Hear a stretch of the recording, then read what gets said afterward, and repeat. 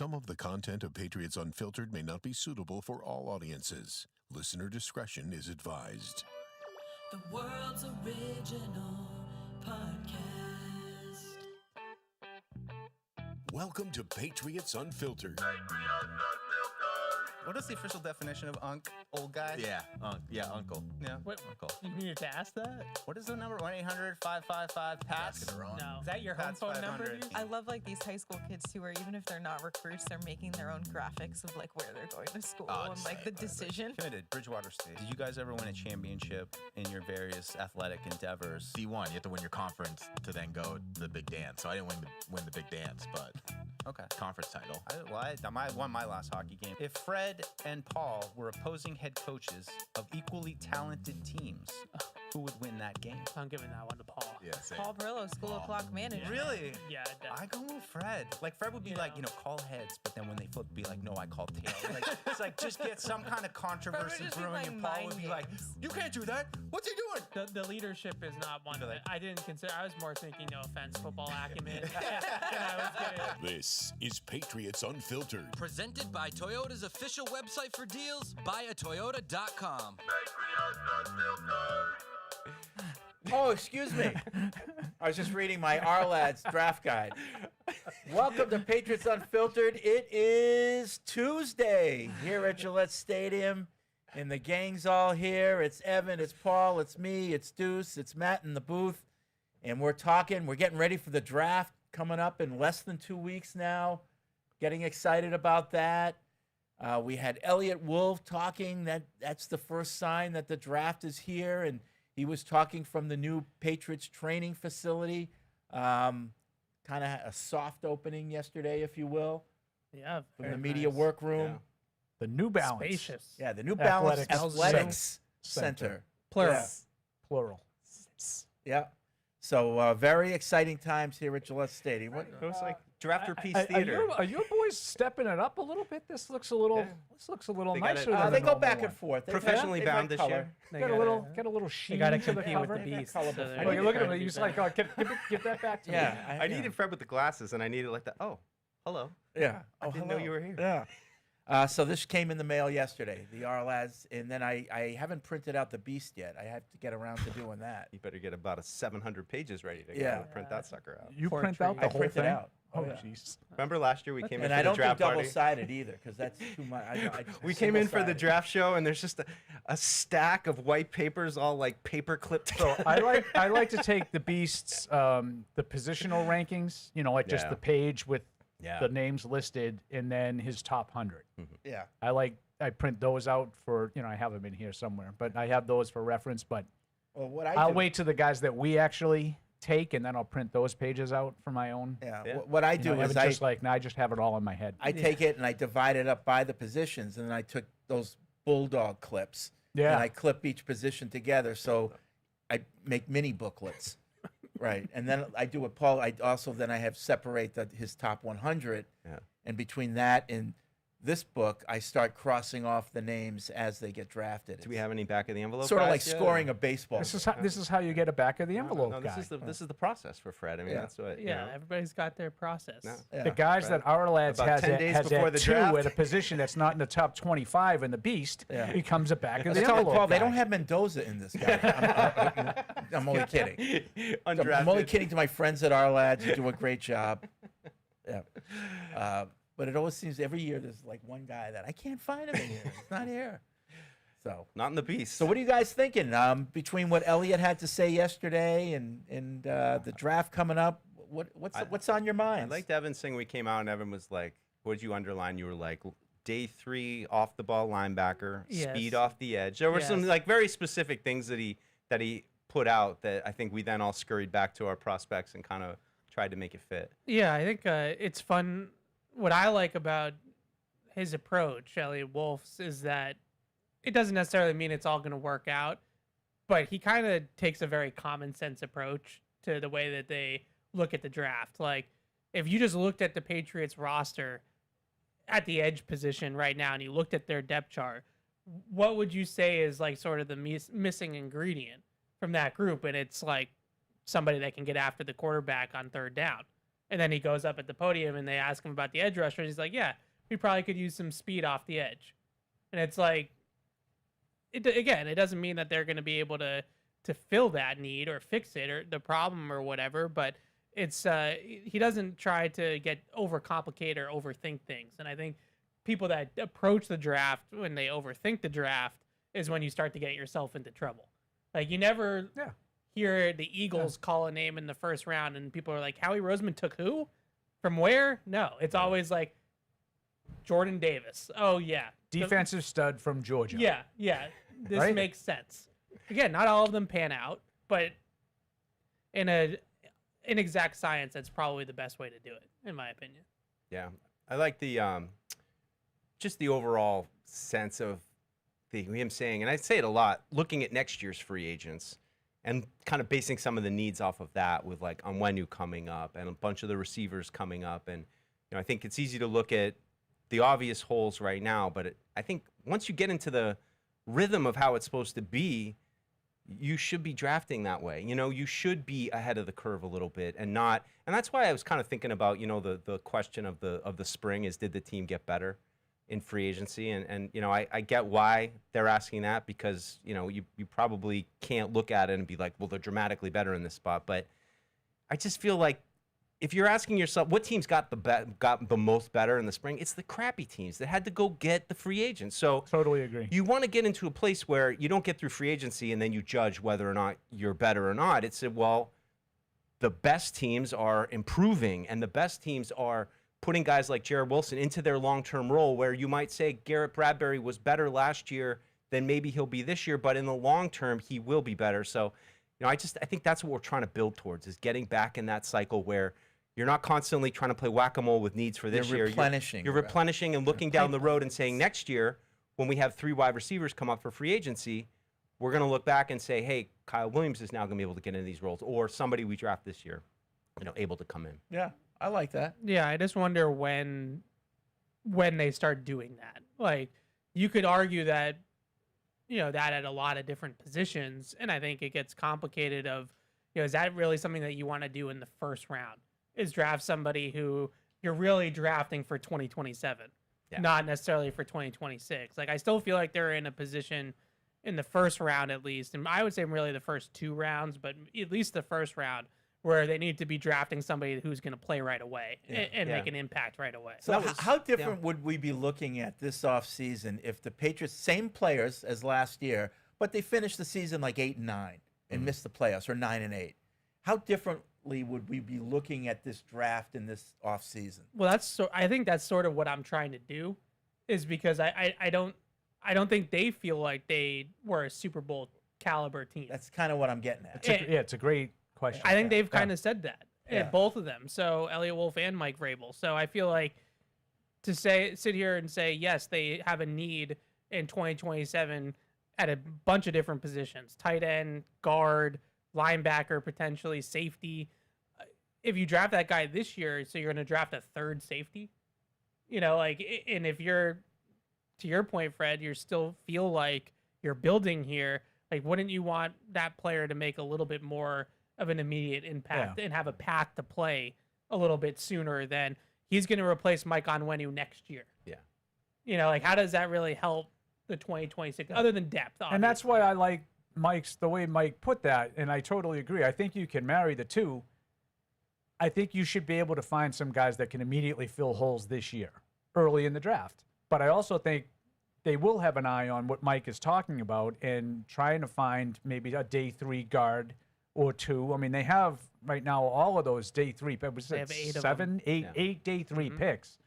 You're probably going to take multiple offensive linemen with those, and who knows? Maybe you strike it rich again and get another Mike Onwenu, who was also a 6th round pick. That's the goal. Now, they've done that a lot lately, and they haven't had as much success with it. But that doesn't mean you stop trying. It's like the whole wide receiver thing. You don't just stop taking wide receivers early because you haven't been able to do it. So I think you can marry the two philosophies. I think Mike is right. I think good teams are hoping that their draft picks that they've just made are going to continue to progress, and then you get the Evan pipeline that Evan just talked about. Yeah. And you have guys ready I mean, to step into bigger roles. You got a Morgan Moses. So you say, oh, right tackle's fine. Forget about the depth. But Remind me on something on Morgan Moses. But there's nothing wrong with drafting that guy who you hope will replace Morgan Moses. And doing it that way. Elliott said, you never want to be in a position where you have to draft for need. Now, he didn't say whether or not they're in that position or not. Yeah. They might be in that position where there is a little bit of weight on the need part rather than the best player available still, for certain positions. But I agree totally what Evan's saying is, you want to get into that cycle where you're just replenishing your team through the draft and hoping that you hit on a few guys. Yeah, I mean, to Evan's point, it might be a lot to ask to take a guard and say, Pregnon, you're going to sit for a year. But at the tackle position, I could be kind of talked into it a little bit with, Blake Miller. We've talked about Blake Miller and Ihanichur. Ihanichur? Yeah? Ihanichur? Close enough. Han? I know that one now. What is he doing? It's become a joke that I can't get anymore. But he thinks Fred would win in a one-on-one coaching matchup with me. Well, I said he would know how to. He would protest the game. He would toy with you, and he would have weird little things that he did different that would take. What's he doing? He can't do that. He wouldn't question a call. He would question the rule. Why is that a rule? Right. You know how to push your buttons. But I think to the tackle position, I think at 31 maybe it's worth a consideration. Because you don't know That's if Morgan the lone Moses is going exception to me. Yeah. That's a lone exception, just more because of the talent in the draft and the class. The way I the need to class see what stacks up. happens before them. Before I go all the way in. I heard this morning. I think Chris Price was on, and he's advocating for like the 7th tackle. I don't want the 7th tackle, and I know that it's a deep position. This is actually one of the positions I did some research on. Because I know. I mean, they are going to be offensive line is a possibility at 31. Yeah. So I did pay a little extra attention to that. I don't want to take the 7th or 8th tackle at 31, even if it means even if it's a guy who's going to start probably next year. I would rather get a better player than that. I think if I was a GM, I'd look at my roster and I would say, in terms of this question of need versus, best player, I would say, is there a place on our team, a position on our team where it's going to lose us games? And if there's the answer yes to some place, then I gotta fill that need. I gotta fill that need. So if you agree with that, is there a place right now on the Patriots roster, as it's constituted right now, that if we had to start today, we could lose games because of this position? I mean, the 3rd tackle, that might be a stretch, but I go back to that. I don't know. I have a tough time picking one of those. I just think, to me, they still, I think, have needs at some premium positions. Tackle, edge, playmaker on offense. But as it is right now, it's not going to cost you games. I don't know if it's going to cost you games, but I think that I look at the 31st pick of what's going to make the biggest impact immediately. And you could make the case that is pass rusher, I think, off the edge. If you can get a guy at 31 that's going to come in and potentially flirt with double-digit sacks. But I want to stop you right there. Okay, so you've defined it as I want to look at the guy that can make the biggest impact right now. Yeah. Right? Okay. Does that mean that that's the best player available? I think so because I don't know about best. I don't know. It may not really, because of who else. But I don't really agree with the whole best roster. player available thing. See, it's because I think it's kind of a fallacy.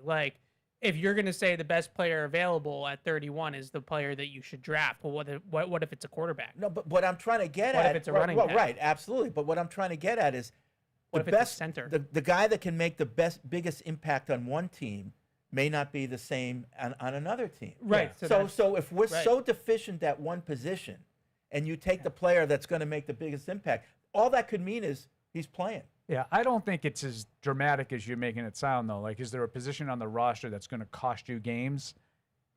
In my view, really, if you want to really get to it, there's only one position on the team anywhere in the league that's going to cost you games if you don't have it, and that's quarterback. Well, but I also not to go all Belichick. If we had a game tomorrow, we could put a lineup out there and start. You have NFL caliber players that will start. I agree with all of the people that have been saying the edge, the playmaker, You know, the offensive line, but like to me, the offensive line is more depth. I don't think your starting five is going to cost you games. Well, Yeah. at least I hope not. Yeah. Well, unless your left tackle is so deficient. Yeah, I know, but I don't think that their left tackle is so deficient. No, I know. I'm just saying if it was. Yeah, I mean, it's not. I just don't think there are a lot of that. I think most teams have like players that will start. Not everybody has a quarterback. Like that will cost you games. When you're one of those teams that doesn't have, you've seen them. Like Sure. You know, the Cardinals last year. It keeps you from winning. Like it will prevent you from winning. I think that's kind of where I would draw the line. Like I've seen many teams with nothing at the offensive line. I mean, it obviously makes it a lot harder. Yeah. But they're able to work around it, scheme around it. You want to get better at those spots. But I recognize that. But I could see a situation, and thank goodness we're not there, where a GM looks at his roster and says, "We don't have a starting cornerback." Yeah. We've got cornerbacks, but none of them are number one. We need a cornerback on this team, to set the room right. Because right now, like, we're not good enough. I think they're an edge light still. Yeah, I think they could use a starting caliber edge player, but I don't, Yeah, I think that's like, to me, that's what it is, because you need to have a way for that player to play early on as a rookie. Like, what's the path? Like, we keep going back to guard, or even like, let's use tight end, for example. I think that they could draft a tight end on day 2 that has a lot of upside and a lot of potential. Is he going to be better than Hunter Henry as a rookie? Probably not. Hunter Henry is probably still going to be your starting tight end. Linebacker, I think Robert Spillane is going to be better than anybody that you draft for 2026. The one spot that I think that they could probably improve on, that you can say that, is probably on the edge. Like, I like Draymond Jones. He's a fine player. Harold Landry, if he's healthy, is a fine player. But with the talent that's in this class, they could use a starting caliber edge. Yeah, they could maybe get a guy that is the best pass rusher out of that group almost instantly, even if he's not the most well-rounded or whatever. But just instant speed off the edge, pass rush ability. One of these guys like Howell or Mesidor or R. Mason Thomas or Lawrence or any one of these guys are probably the best pass rusher. The R. Mason Thomas thing is going to drive me crazy. Like, he's ours. R. Mason Thomas. Our lads. Our. There are a lot of guys, though. I mean, Evan and I just did another mock draft video, and there's just a lot of guys who play with that fire and that, just that energy that you can tell that Vrabel and them covet. And so I think they've got a lot of different options, but I do think they kind of run out quick. So I mean, if you don't hit one of those guys in the first 2 rounds, I don't know if it's a good class, it's a deep class, but I think day 3 runs out quick. Yeah, because there's so much talent at the top that, like, the top 100 is going to have like 16 guys, 16, 17 guys that go in the top 100 at edge. Once you get into day 3, I think you do fall off a cliff a little bit, but there's still going to be quality players, I'd say, into the 3rd round, especially when you start to consider body types and heights and weights and different skill sets. That's where your thing comes into play, is one team's prototype might be completely different from another team's. In this class with a deep position like edge, that is, I think, the most important thing. What's your height, what's your weight, what are your parameters for that player. The guy I'd just like to maybe talk about, and I think it gets to what Fred is talking about, is like Caden McDonald, probably, one of the best defensive tackles, and could be a guy that's available at 31. And that's a position where you say, is he a middle of the line guy? Yeah, he's a big guy. He's a big guy, but certainly a need. But is that a position, and I know what Paul's going to say, but I mean, that's why it's good debate. It's just, is that a position where you say, look, this guy is the best defensive tackle in this class. It's pushed him down to us. It's not a huge need, but we feel like we're going to plug this guy in immediately. Yeah. And it's him, Barmore, and Milton Williams good to go. And I would be in favor of something like that. Now, I'm not advocating taking him, but I'm saying if that's the way it unfolded, and now you're getting a guy that a lot of people think is, top 20-ish talent, and he's there at 31. Yeah. Yeah, I don't know if he's that, because he doesn't rush the passer. No, so he led the he's a good player. Led the FBS in run stuffs last year. 30 run stuffs playing nose tackle. So this isn't just like a space-eating nose tackle. It's a guy that gets off blocks and makes plays, but he doesn't really rush the passer. Like, he's probably not going to play on 3rd down very much. But having that guy in the middle, He's going to set the certainly table for third and longs. helps helps the rest of your helps you- defense. Helps I you mean, get to third down. Right, right. So Yeah, those yeah. kinds of things, and this can be like a longer, convoluted thing, but those types of things give you flexibility too, roster Yes. flexibility. So let's just say, for argument's sake, we'll play it out. This guy ends up being a stud, right? He's a stud in the middle. It's like Jalen Carter. That allows you to do something with Christian Barmore if you want to. Yep. Because Milton Williams is here. He's signed a long-term deal. Right now, Barmore's here. There's been a lot of talk about whether or not he's here long-term or not. I think he'll be here this year based on, we're sitting here at the draft and he's still on the roster. But if you hit on a guy like that, does that give you more flexibility? You can turn that into assets. Yeah. Going forward, you can clear some salary as you have Christian Gonzalez and Drake May on the horizon for big money deals. Like those kinds of things can give you some flexibility. It's an example of potentially one of the advantages of picking down near the bottom, where somebody does kind of get kicked through the cracks a little bit. And if you have that kind of flexibility to be able to say, look, not a huge need, but this guy's going to be a superstar. Same kind of thing happened with a similar kind of player 100 years ago in Vince Wilfork.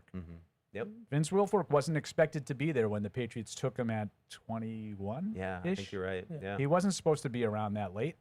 Yeah. And it ended up being obviously a really good pick for him. Yeah. And it wasn't a huge, Right, it's a nose huge tackle, need at the right? time. Yeah, yeah. I Like, mean, they thought he was just they a had a nose really tackle good when they got defensive him. line with a couple other recent first rounders and Seymour and Warren in it already. Right, right. They'd But already again, been this attacking is it. kind of Evan and Paul's thing. Like, we're not really at that stage where we Well, can just take. With you know, McDonald, I just think that Tonga obviously leaves in free agency, so they have a need for a run stuffing nose tackle. So at least you can put a guy like McDonald into Tonga's snaps right away.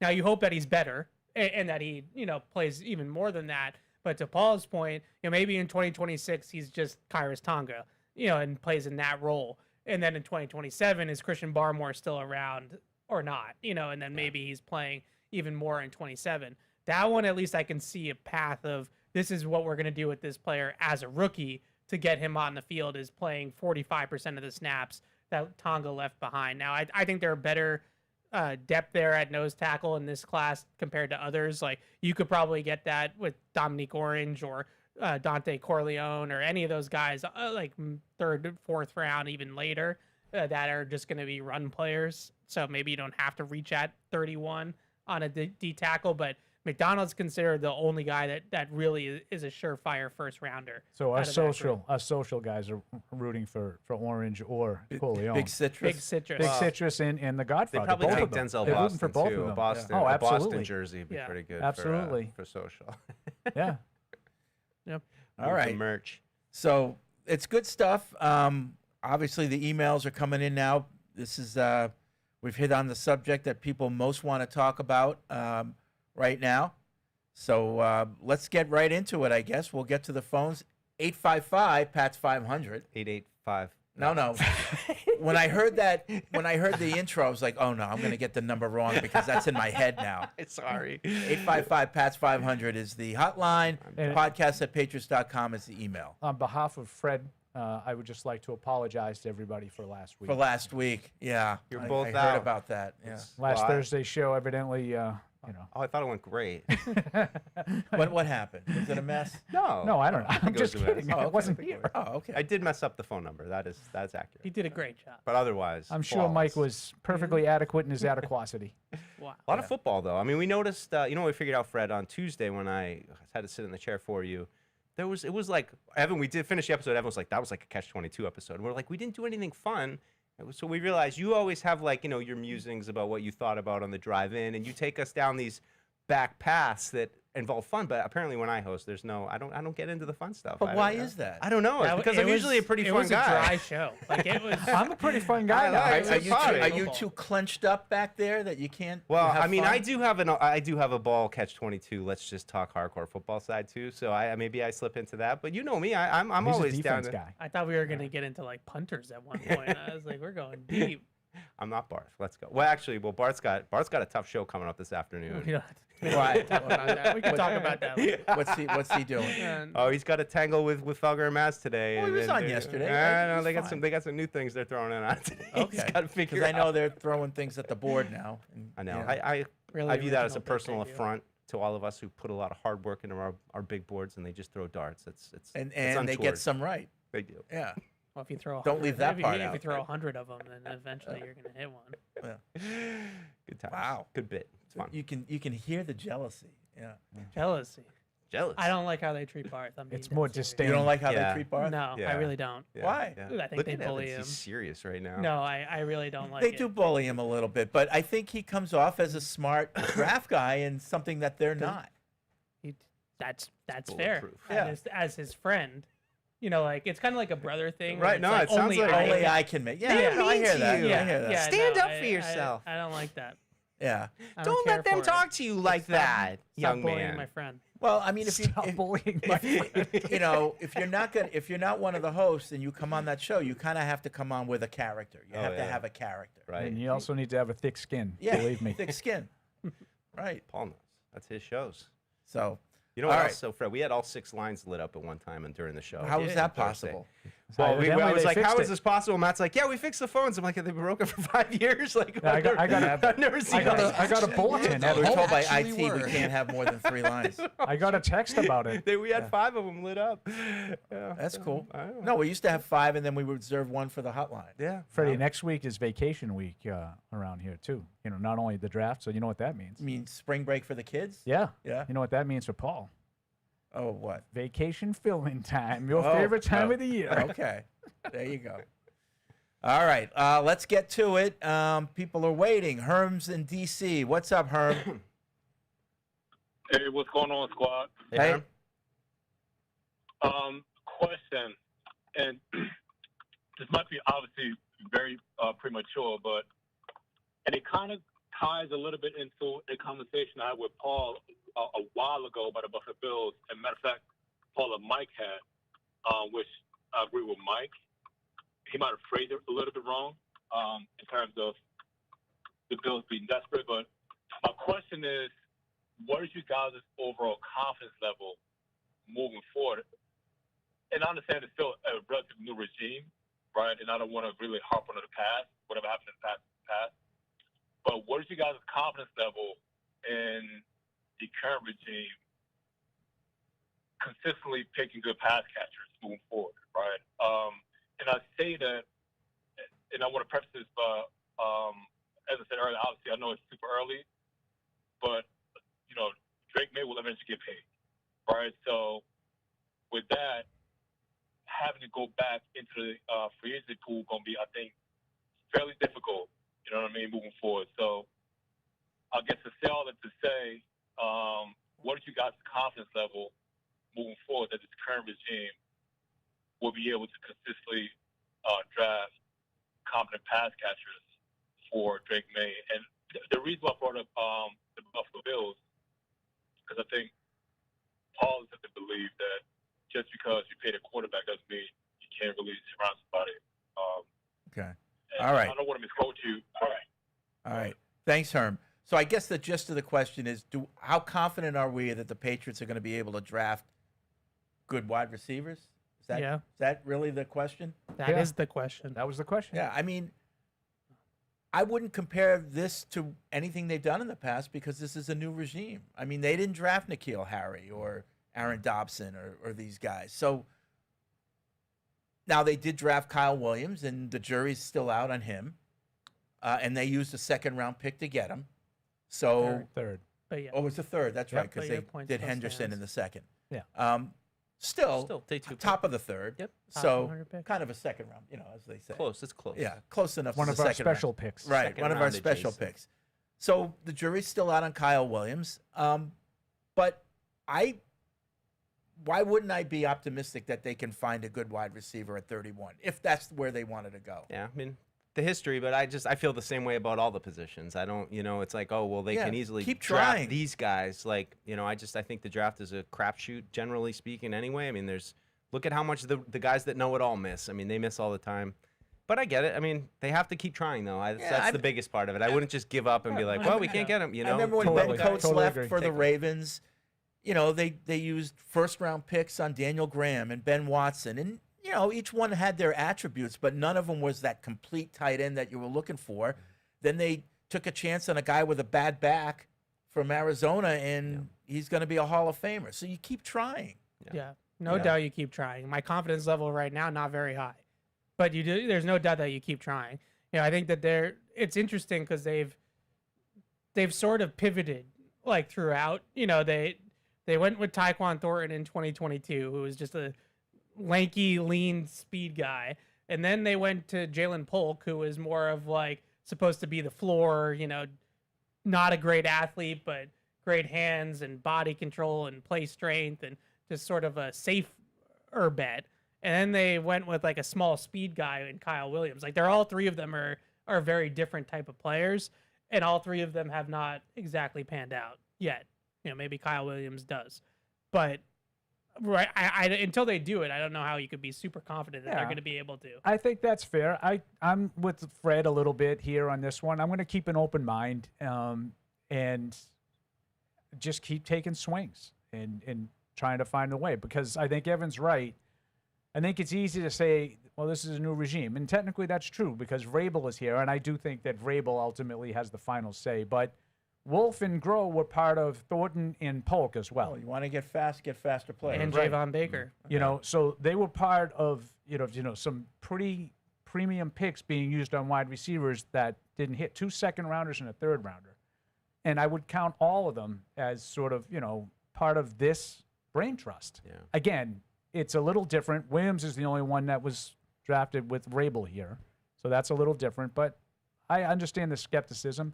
I'm going to try to keep an open mind. I'm going to be a little bit more like Fred on this one. Peter in South Florida says, can't remember the name of the gentleman who coaches all of you on your interviewing skills during the Super Bowl week, but he needs to do extensive training for Fred. Does the gentleman recommend you say yep to all the time? His name is Jerry Madelon, and go F yourself. I don't think Jerry told him to do that. I'm only kidding. Wow, G-Mac. Bubby, Yep. you can't say that. I'm only kidding. No, Jerry Madelon is the coach. He's excellent. He's great. He's great. I saw he gave you some tips today. He did. I took them. Yeah. Hopefully it came out good. Yeah. What did you do with them? Plant your flag and be Plant your flag. definitive. There you go. Yeah. Defend your Well, stance. it was interesting because he was criticizing one of our first mock draft videos, which honestly, some of the players I was kind of talking about, I was like, well, I'm really not all that passionate about this guy. So I think it kind of shows a little bit when you don't believe in somebody as much as you do believe in them. You know what, Mike? Harder to fake it. You just sort of nailed my whole apprehension about this entire draft. Yeah. And maybe it's as simple as the difference between picking 4th and 3rd the last 2 years and 31st. Maybe it's a bad I'm not draft. overly Evan had this big thing last week. I think it was last week about I just can't fall in love with anybody. I kind of agree with him. I don't love this draft. There's a couple of guys that I really, really like that aren't really in line for the Patriots. Like Caleb Downs is a player I think is a really good football player who's probably going to drop a little bit because he's a safety. Even if he dropped to 31, I'm not sure I would love him for the Patriots, although I'd probably take him because I think he'd just be too good to pass up. But I don't love a lot of players in this draft. Yeah. I don't think you're alone. I don't think Elliot comes Wolf true. loves a lot of players in the draft either. Yeah. It's not I think when drafts get bad raps or when there's not a lot of blue chip players and there's not a lot of quarterbacks. Like when those two things. That second thing is definitely don't true. check those boxes. So like with Mendoza really being the only franchise caliber quarterback, unless you're a big Ty Simpson fan, this isn't really there's not a ton of buzz about this draft because of that. Right. Last year's draft, at least we had Travis Hunter and Abdul Carter, who were two stud players at premium positions, and Hunter just won the Heisman and was, two-way player and this whole big deal. Like those guys kind of, were popular players. And then obviously the year before, Drake's draft was just loaded. I mean, it's just a hell of a draft. So this one is, out of the last 3 or 4 drafts, this is probably the worst one, talent-wise. I saw this morning on one of the football shows, either on the network or ESPN, kind of one and the same these days. But that Pittsburgh Steelers draft where they had 4 Hall of Famers out of the same draft. Yeah. Mike Webster, Jack Lambert. The water boy. But they didn't belong in the Hall of Fame. They don't belong in the Hall of Fame. Yeah. But that's something, though. They get 4 Hall of Famers in one draft. Well, I mean, that's, when somebody was asking what our confidence level is, it's like, not just for the receiver position, but my feeling for the overall Patriots is like they really need to keep stacking drafts because They did a good job last year. But they've got some veterans in some positions right now that, I think Tommy Curran asked yesterday. Yeah, as we were saying, you need those top picks to be really good and to hit on those. But those later rounds are really valuable to try to stock the pantry behind these guys, because if they don't replace Hunter Henry and they don't replace Morgan Moses and they don't replace Robert Spillane and they don't replace Carlton Davis, in a year or two, those guys are going to be gone. And so it's a constant process. So I need another good draft out of these guys, and, hopefully not just with starters, but guys who you can say, well, they've got a player behind the scenes. Yeah, he's a 6th-round pick. This but is I a think- starter But draft. let though. me ask a question there, because that Pittsburgh draft we just talked about was pre-free agency, I think. Yeah, it was And 74. things have changed since then, but also things have changed lately because the salary cap has gotten so high. Yes, I do think the draft is the way you build your team, but when you lose guys like that, Spillane and Henry and Moses, that you're forecasting to lose, is it that critical? Because now you're probably going to have room under the cap to replenish them through free agency as well. Yeah, no, and it's a balance. Like, it's not like, well, we just always have to draft and we never even have to think about free agency. But I think you just don't want to leave so much in free agency that you've got 6 holes. You have a couple holes. yeah, Everybody's got yeah. a couple holes. But if you don't draft well, now you're looking at the 2021 free agency But I class even think where- like 20 years ago, last even year. the draft Last was year. probably even more important than it is now. Mhm. I still think it's the most important thing, but it was even more important. I think the 20 most years ago. important thing now about the draft is the cost effectiveness of the draft. Like, because if you draft Sure. players at premium positions, receivers, I saw a report, I just said receivers, but I saw a report yesterday that Will Anderson might get $50 million a year on his contract extension with the Texans. So if you have to continuously dip into the veteran market, whether that's trade or free agency, you're paying top dollar for those players. You can only pay so many of those guys. Whereas with the draft, if you hit on a Christian Gonzalez in the draft, you now have one of the best corners in football on a rookie contract for 4 years, maybe even 5 if you do it with the 5th-year option. That's why I'm so big on drafting premium positions early, because if you hit on the edge rusher, if you hit on the wide receiver, if you hit on the quarterback, you don't have to pay that guy now for 4 or 5 years. Whereas if you hit on a guard, it's like, okay, great, but I can just go. Yeah. I can go buy a guard. I can go pay Elijah Vera Tucker. Yeah. But I Like think the middle of the market. I think the threshold for being able to retain, those big guys is easier now than it was 20 years ago.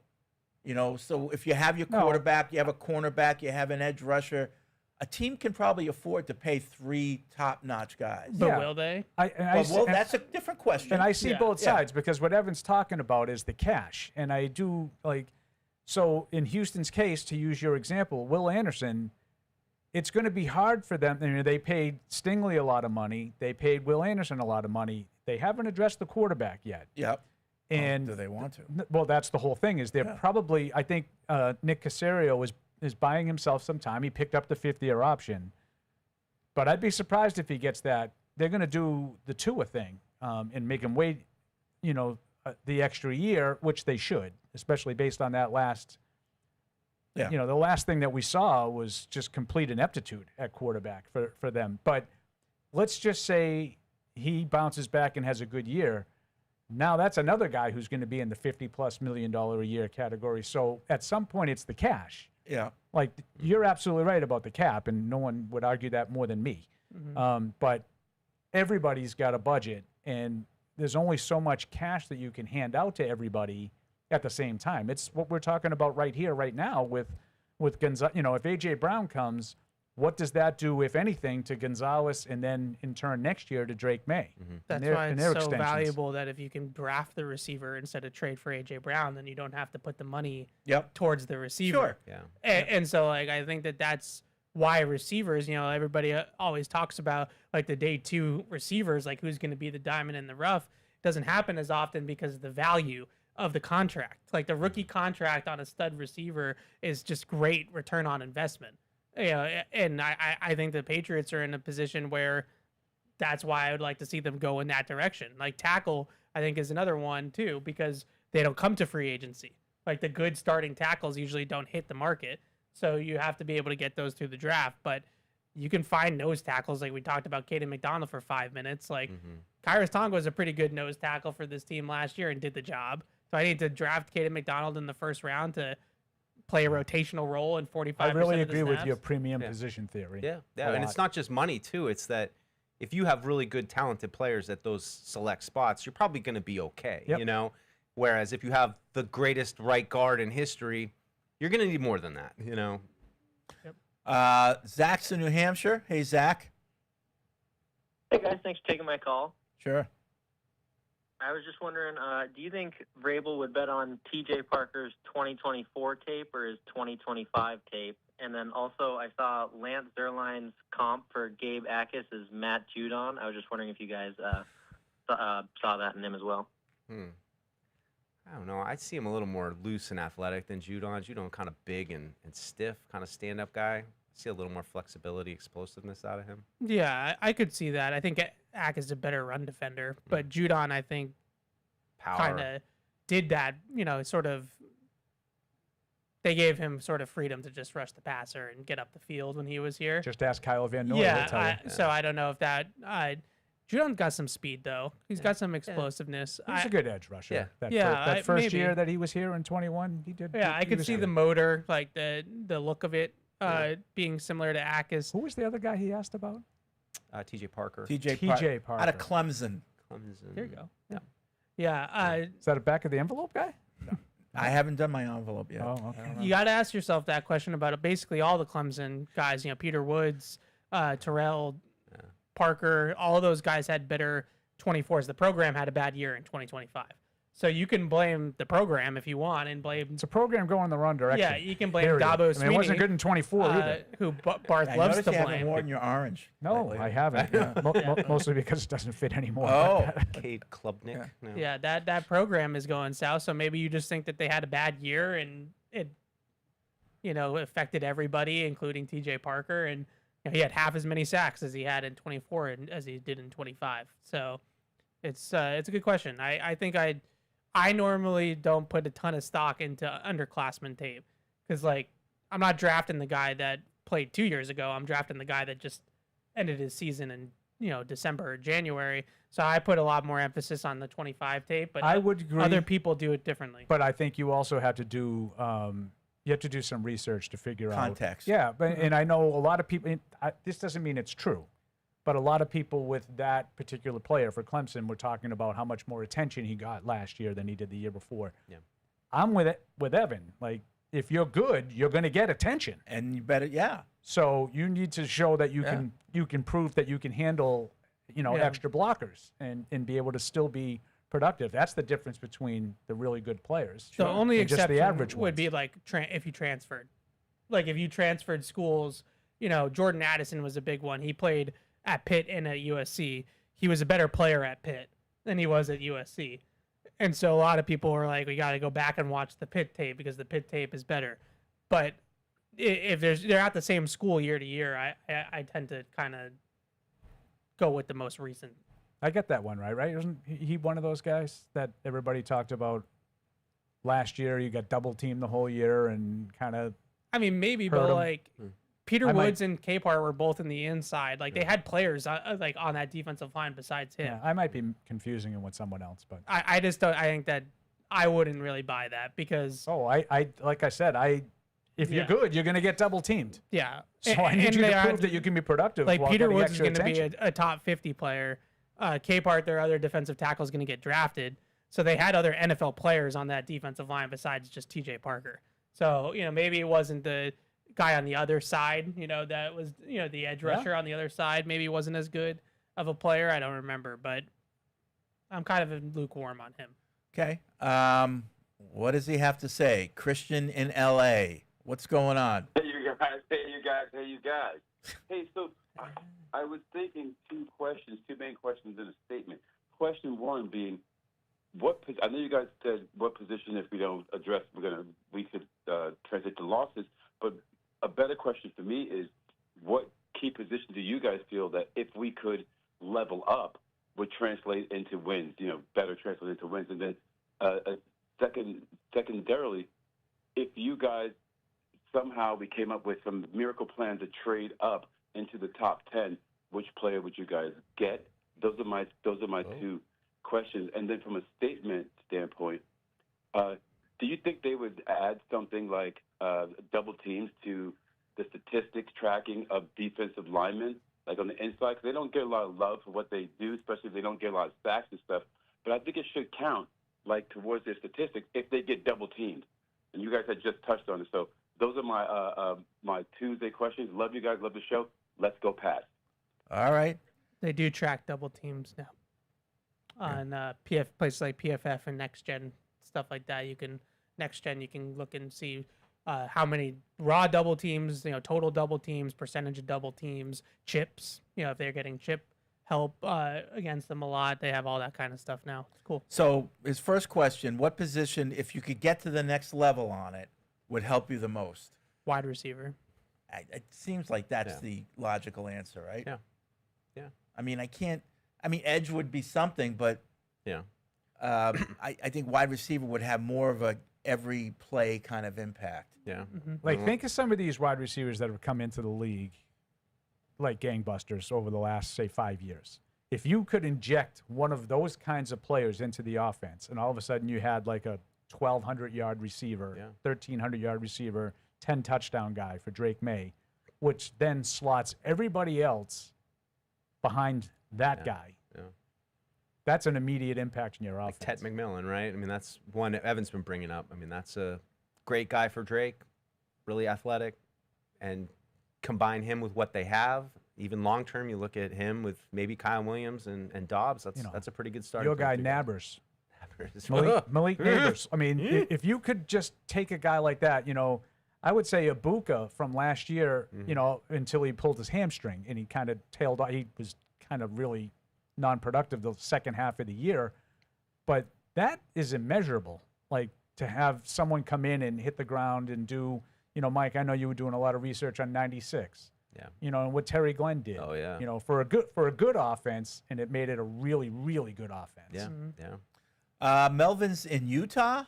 Is this our Melvin or another Melvin? Probably another Melvin. Oh, okay. Yes, it is. Turn it up a little bit, Matt. I just want to say two things. Fred, I'm glad you're back. It's good to have a real ball knower back on the show. Okay. Thank you. Okay. I know you're being sarcastic. All right. And the second thing was, I don't get how Dante Hightower took fifth in Hall of Fame voting behind Logan Mankins and Wes Welker when he was like far more important to the team. Really? You don't get? I think that's totally in line, in my opinion. I missed it. I'm sorry. Why? How could Hightower take fifth in Patriots Hall of Fame voting? He didn't really take fifth. I mean, he was just nominated. There were, it wasn't like an order thing. There were certain people nominated and spoken about. We only know about three. But right? I don't know how it got out there, but what he's talking about. But let's just say he did, for argument's sake. I could see Mankins and Welker being ahead of him. Yeah, well, we talked about him just being brought up and being mentioned as, somebody. It was his first year of eligibility. But I think there were 8 guys nominated. You only know about the top 3. Those are the finalists. How would you know? I think it was just when we were talking about it, it was kind of assumed that it was those 4 or 5 guys, and Hightower. We kind of made it sound like Hightower was 5th on that list. I understand why he thinks that. Okay, thanks, Melvin.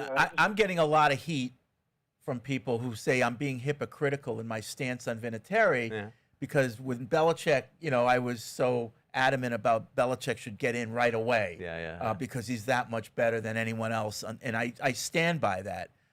And yes, Gronk should get in right away, but so should Adam Vinatieri. He should get in right away. But bullshit. Adam, Gronk's the best tight end ever. Well, I think Adam's the best kicker ever. Kicker versus tight end. What? Listen, I don't think I'm being hypocritical in my stance on Vinatieri, and especially when you're comparing it to my stance on Belichick. I think it's not that the Patriots missed the boat or that the committee missed the boat. Brady was alone that year. So he didn't get in. He wasn't available to get in last year. But I think you just put in Vinatieri now. He's already a Pro Football Hall of Famer. I don't think that contradicts what I was saying about Belichick. No. Sorry. No, we kind of landed on Thursday, which I don't know why it kind of just dawned on me to Contradicts look it a at it little this bit. way, but it's like right now you're reaping what you sowed for 20 years of like the greatest run in maybe professional sports history. So like this problem of having too many people to put into the Hall of Fame, it's a pretty unique problem and one that I don't think needs to have all these different rule changes and to accommodate that, because eventually it will catch up. Yeah. And eventually it will all level out. You're suffering because you were so blessed to have so many great players and win so much right now that you got to kind of sort it out. Guys got to be patient, but Yeah. that's what it is. So, but judging from the blowback that I got, I think fans are going to vote for Gronk. They're not going to listen to me. Sure seems So, but maybe cooler heads will prevail. And Gronk was made for the Patriots Hall of Fame. See the tone? Cooler heads will. Yeah, yeah. So you're a hothead right. if you don't see it the way he does. That's right. Cooler heads will prevail. That's right. That's fair. Yep. David Main. SMH. David Main says, DH? Evan, could you explain one more time why taking Chris Brazel at 31 is a bad idea? He's 6'4", ran a 4.37. Imagine Booty on one end and Brazel on the other, and they both run a go route, and Drake throws to whoever's more open. A.J. Brown, who? 6 years from now, we'll have to listen to everyone saying how we should trade 3 firsts for Brazel because we still don't have that number one receiver. It's going to be insufferable. Yeah, Might be a little rich. it's interesting. I think it depends on how you're looking at it.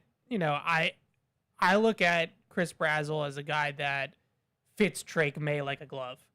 And if you're looking at the draft in like from a bird's eye view where you're not drafting for a specific team, then like no, I would not have Chris Brazel as like my number one wide receiver in the draft. But specifically where the Patriots are drafting and the type of receiver I want to see them pair with Drake May, I just think that he fits the mold the best out of this group. Now, some people think he's raw. He doesn't have like the full route tree down yet and all that different type of stuff. Some people are a little bit concerned about the frame. He's 6'4", he's 195 pounds. So he's not quite Tyquan Thornton light, but he's not, he doesn't have great play strength and great, mass on the frame either. But again, it's like what I keep repeating myself. It's exactly the conversation we had with Alec Pierce. Is Alec Pierce the best receiver in football? No. Is he a really good deep threat? And do you have a quarterback that throws a really good deep ball? And does the fit make sense with the two of them together? Yeah. And I think the same thing about Brazel. Now, if Dane Brugler ends up being right and he has Brazel in like the third round, then they can draft him at 63 and we can all be happy. I think he's going to go higher than that. You don't a 6'4" receiver that runs a 4.3 and balls out in the SEC getting outside the top like 60 picks to me just doesn't happen very often. But if Dane's right, then cool. Then we can get him at 95 and I'll be happy and they'll get their guy. Okay. And if you need furniture, you need to get Bob's Discount Furniture. Looking for fresh new furniture before next season starts? You got time, but you better hurry. Bob's Discount Furniture has tons of in-stock styles that ship fast, so you can get game day ready in no time. You definitely need furniture before the draft. Oh, yeah. Because the only place to watch the draft is on your couch, It's right? long. You got to sit there for a while. Shop Bob's for wow-worthy prices on everything from feature-packed reclining sofas and modular sectionals made for winning watch parties to trendy bedrooms and top-rated mattresses designed to help you rest up before your next football marathon. So stop in and shop online and get more for less with Bob's Discount Furniture, the official furniture store of the New England Patriots. Paul, do you have one of those recliners where you press the button and it lifts you off the seat? I do not. You don't? No, I Thinking don't of have it? that kind of money. It's not a lot of money. Don't have They're that. not that much money, Paul. I drive a car that has like 290,000 miles. I know, on but it. watching I don't have any TV money. is very important to you. That is correct. That That and is your correct. comfort while watching is very important. This is help getting you out of the chair? Is that what it is? Yeah, it lifts you right up. All right. So you're almost at a standing position, and you just walk away. Just walk away. Yeah. Sounds nice. Yeah. He's not that old, Fred. He can get up out of the chair. Yeah, that sounds Quad like strength hasn't Yeah. declined like that an much. orthopedic chair. Yeah. I know what you're talking about, but I don't have. He doesn't need a that. boost. Like one of those lift things to get you into the, like Poor full guy. thing. No, I like the one, You the put on- stair thing. You sit yeah, on the stair thing and right. you go up the banister. Yeah. Right. All right. We're going to take a break. When we come back, more calls and emails here in Patriots Unfiltered. Come welcome our newest restaurant additions at Patriot Place. Estella brings a celebration of flavors with a modern fusion menu, exciting cocktails, and brunch available daily beginning at 11 a.m. Enjoy freshly brewed coffee and Mediterranean-inspired breakfast and lunch from Angel's Cafe. Craving the classics? Chick-fil-A makes it easy to grab your favorite with mobile through, carry-out, and dine-in options. Download the Patriot Place Advantage app for special offers and to earn rewards every time you visit. Patriot Place. Shop, dine, enjoy. The heaviest metal credit card of all time. Wielded at business dinners like a samurai sword. It's a classic corporate power move. But the real power move? Having end-to-end visibility on your most critical shipments. FedEx, the new power move. Whether you're in the game or betting on the game, you'll need a game plan. DraftKings Sportsbook, the official sports betting partner of the New England Patriots, provides you with everything you need to build your personal betting game plan so you can get in on all the action while practicing safe bets. Visit DraftKings.com/responsible-gaming to learn more about all the safe betting tools DraftKings has to offer. Hope is here, 800-327-5050 or gamblinghelplinema.org. Must be 21 plus. Play it smart from the start. GameSenseMA.com. Physically present in Massachusetts. See DraftKings.com/responsible-gaming for details and state-specific responsible gambling resources. Isn't it time to get exactly what you want? Welcome to Red Hot Deal Days from Verizon, where you get your pick of our best deals. Like My Plan, where you can pick the perks you want and save on every one. For limited time, bring your own phones to a Verizon store and you can get My Plan for our best price ever. Get exactly what you want in your phone plan and only pay for what you need. Bring your phones to your Verizon store today and get My Plan. These deals won't last. It's your Verizon. If you're gonna play the game, boy, you gotta learn to play it right. DraftKings is all about responsible gaming. It's more fun when it's for fun. So play responsibly. DraftKings, the crown is yours. Gambling problem? Call 1-800-GAMBLER. 21 plus. Age and eligibility varies by jurisdiction. The New England Patriots It's amazing some of these guys just have such good size. You know, I mean, Braun's 6'6", 34 and 5/8. I mean, you know, to move those guys inside, I wonder what that looks like for an offense to have that. You know, it's just been a long time since you went from like Cole Strange to, Jared Wilson isn't the biggest kind of a guy. But what do you guys think makes sense in this position? Is this a hey, there's a guy that we love that we think could, I don't know if he's going to start this year, but yeah, it's the third round right now, and maybe this is a little rich for a spot that we're not taking, but we love this guy. Is it crazy to think they could tap this class, Ev, that you said? I would say that for me it starts in the fourth round, because I think if you take a fourth round guy, like one of the guys Chris and I were talking about is probably going to be right in there. If you want somebody that has a little bit more pass protection upside, maybe it's like a Cage Casey or Zune, the guy that Paul mentioned. Those guys have were college tackles that are going to move inside, so they might be a little bit better pass protectors. But if you draft a guy at 125, 131, then you make the argument that he backs up right this year, kind of pushes Ben Brown in that role, and then next year maybe he takes over for Mike Onwenu. I think drafting anybody a little bit higher than that, there's probably other needs and not necessarily the best, allocation of resources. But I do think we need to keep in mind that Elijah Vera Tucker gets hurt. Like he has an injury history. Do you trust Ben Brown to be the guy if he goes down for a long period of time? And if he does go down and Ben Brown has to go into the starting lineup, then who's backing up Ben Brown? Yeah, nobody right now. Right. I mean, there's no depth. I mean, and that's we're not getting a center just yet because Jared Wilson, second year, Ben Brown, they re-signed him. He's got center experience as well. But right now Ben Brown's really the only backup for those three spots. For everywhere. Yeah. You need to find a guy. I mean, I'm almost a little surprised they didn't add a veteran other than Vera Tucker just to pad their depth a little bit. Yeah, I mean, it's just important. You got to give Ben Brown a lot of credit for what he's been able to do to kind of come in and sort of be this shield for the Patriots, especially as they jumped right in and started that week last year, 2 years ago. 2 years ago, like you're just somebody you can rely on if you need help, but it's that long-term ability that we haven't fully seen Ben Brown, especially at a different position other than center, where he played a lot in 2024. So you want to see the Patriots maybe start to think about that a little bit more, as we've been talking about. But yeah, I talked to David Andrews. I talked to David Andrews at the draft party, and he just brought up Ben Brown out of nowhere, just saying really liked the player, thought he was, I know he's not, the man, but those are valuable guys, and it's maybe a spot where they're a little light right now. Yeah, the one guy that I would say, like, if they were going to go a little bit higher, like Tiernan from Northwestern interests me because I think he's probably a little bit too small to play tackle. He had 32.25-inch arms, so he's below the threshold, but he's got tackle feet. He's got tackle feel. Is he a type of guy that is going to play guard, but in a pinch, if you had injuries or something, you could kick him outside and he could survive out at tackle. So maybe he would give you some of that, like he's a starting guard, but he's our backup right tackle.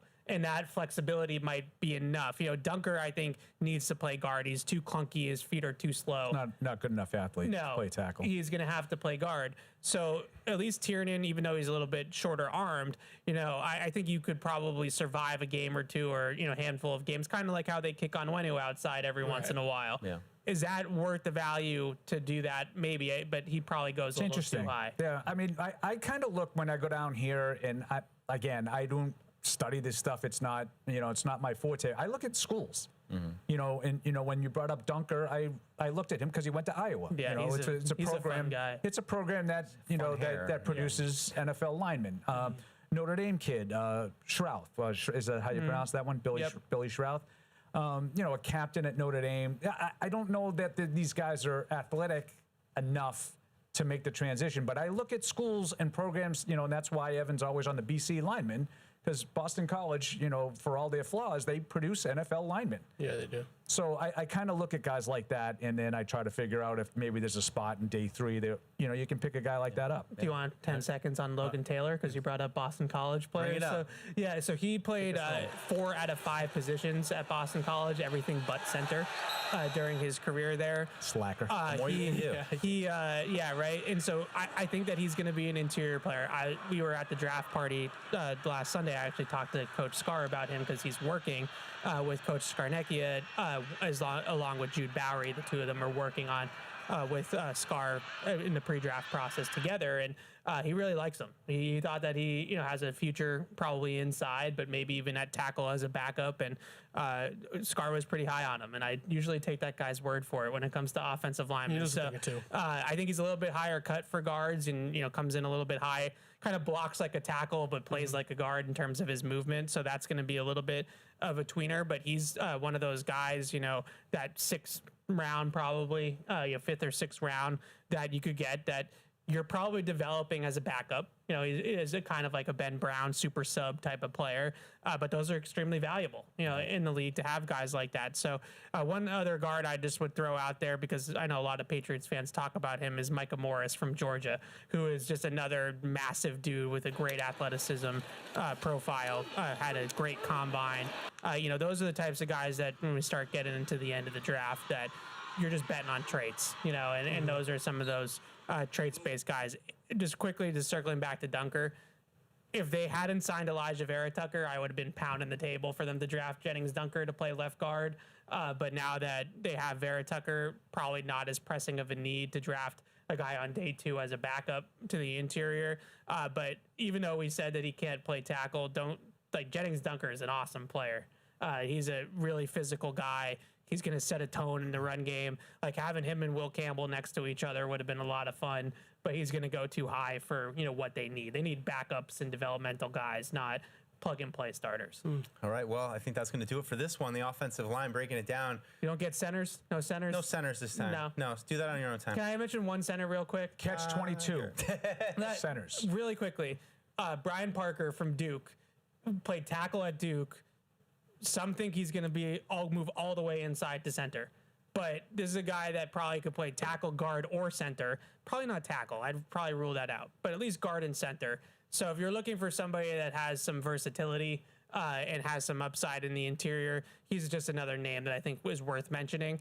It's funny, like you always see these places, and some people think he's a guard. Some people think he's a center. Like he played tackle in the ACC at a high level, and we're moving him all the way inside the center. Is pretty crazy, but he's one of the centers that might have some center guard flexibility. There, I'm done. All right, well, that's going to do it for Patriots Draft Countdown presented by Bud Light. We just got one more produced episode left. We're going to talk about tight ends and running backs. Should be a good one. I know Evan's really high on this running back class. It's a great class. Just kidding. We'll see you then.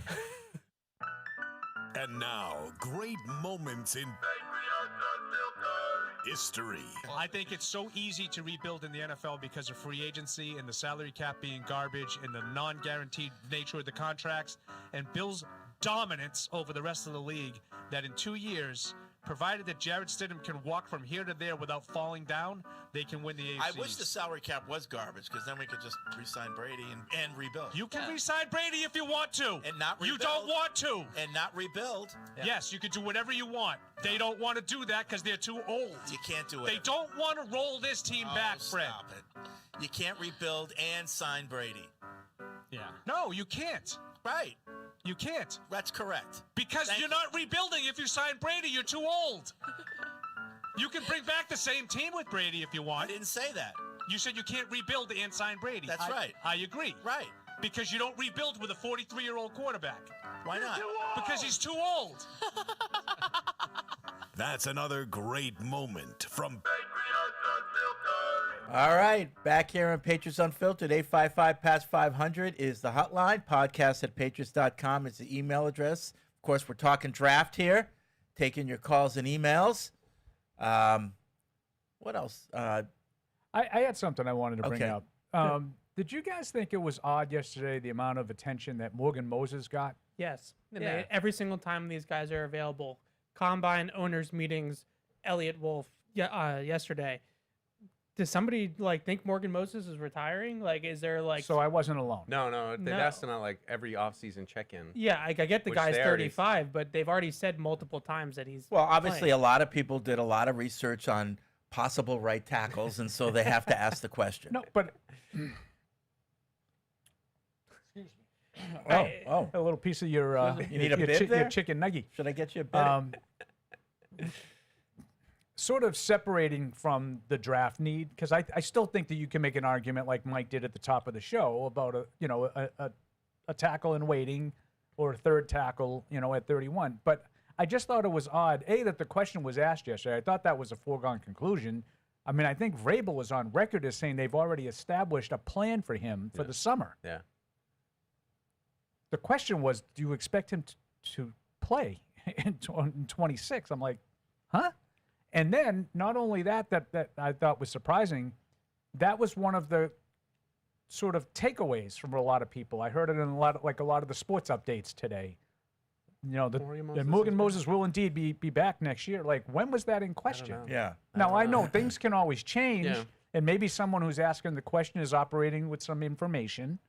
Maybe he heard that there was some inkling that he was having second thoughts or whatever. But I just thought it was strange the amount of attention Morgan Moses got yesterday. Yeah. At Elliott Agreed. Wolf's draft press Yeah, conference. poor Morgan Moses is going to have to show up at mandatory minicamp for people to believe Right. that he's Are you playing. playing? You're gonna play? Yeah. You're here? Wasn't there one of those false Facebook things that he was retiring? There was something on Twitter, a fake account on Twitter Yeah. attributed to Mike Giardi, to which Mike Giardi immediately said, "This isn't me." That's this what it is, was. Whatever. But that was weeks ago. Yeah. That was fake. Well, some of these guys, They've talked about it since. Yeah. I don't know. I don't get it. Yeah. One of those weird things. It's one of those weird things, exactly, that I feel like you just need to keep confirming at every checkpoint that because I get it. If he's going to retire, then tackle now becomes maybe the biggest need on the team, but they keep telling us he's not retiring. So, But it's interesting listening to Paul talk because they are going to manage him again this summer, and it makes me realize that there are opportunities there. That if you were to draft a right tackle, maybe it's James Hudson, the veteran that they signed, but if it is a rookie, that there are going to be opportunities for him to get in there, to get a chance to play, during training camp. So that might be a way to trying to figure out how to get guys involved and get them in. There might be an opportunity right out of the gate. especially for some of these guys that need some developing. If they do draft Iannachor, that's a guy that a lot of people think might need a redshirt year. Yeah. It's kind of the perfect situation for Iannachor. I don't know if I love that he's not going to play, but Right. That's why even if Miller was there at 31, would you consider maybe a trade down and then just go with Iannachor? yeah, Miller is definitely he made 50-something odd starts in college Yeah. at Clemson. So Yeah. he's definitely ready Yeah. to play as a rookie, whereas Iannachor is the upside, talent grab. But I'd say the same thing about a lot of these guys that are going to be later in the draft. I think a guy like Kronover has like fallen the board a little bit as we get closer. He got like 36-inch arms. Like he's just a huge dude, big time power, but needs some seasoning. Like a lot of those guys in the middle rounds too could use like a full training camp where Morgan Moses is just chilling, and you get like 90% of the reps in training camp, and then Morgan Moses is plays as a rookie.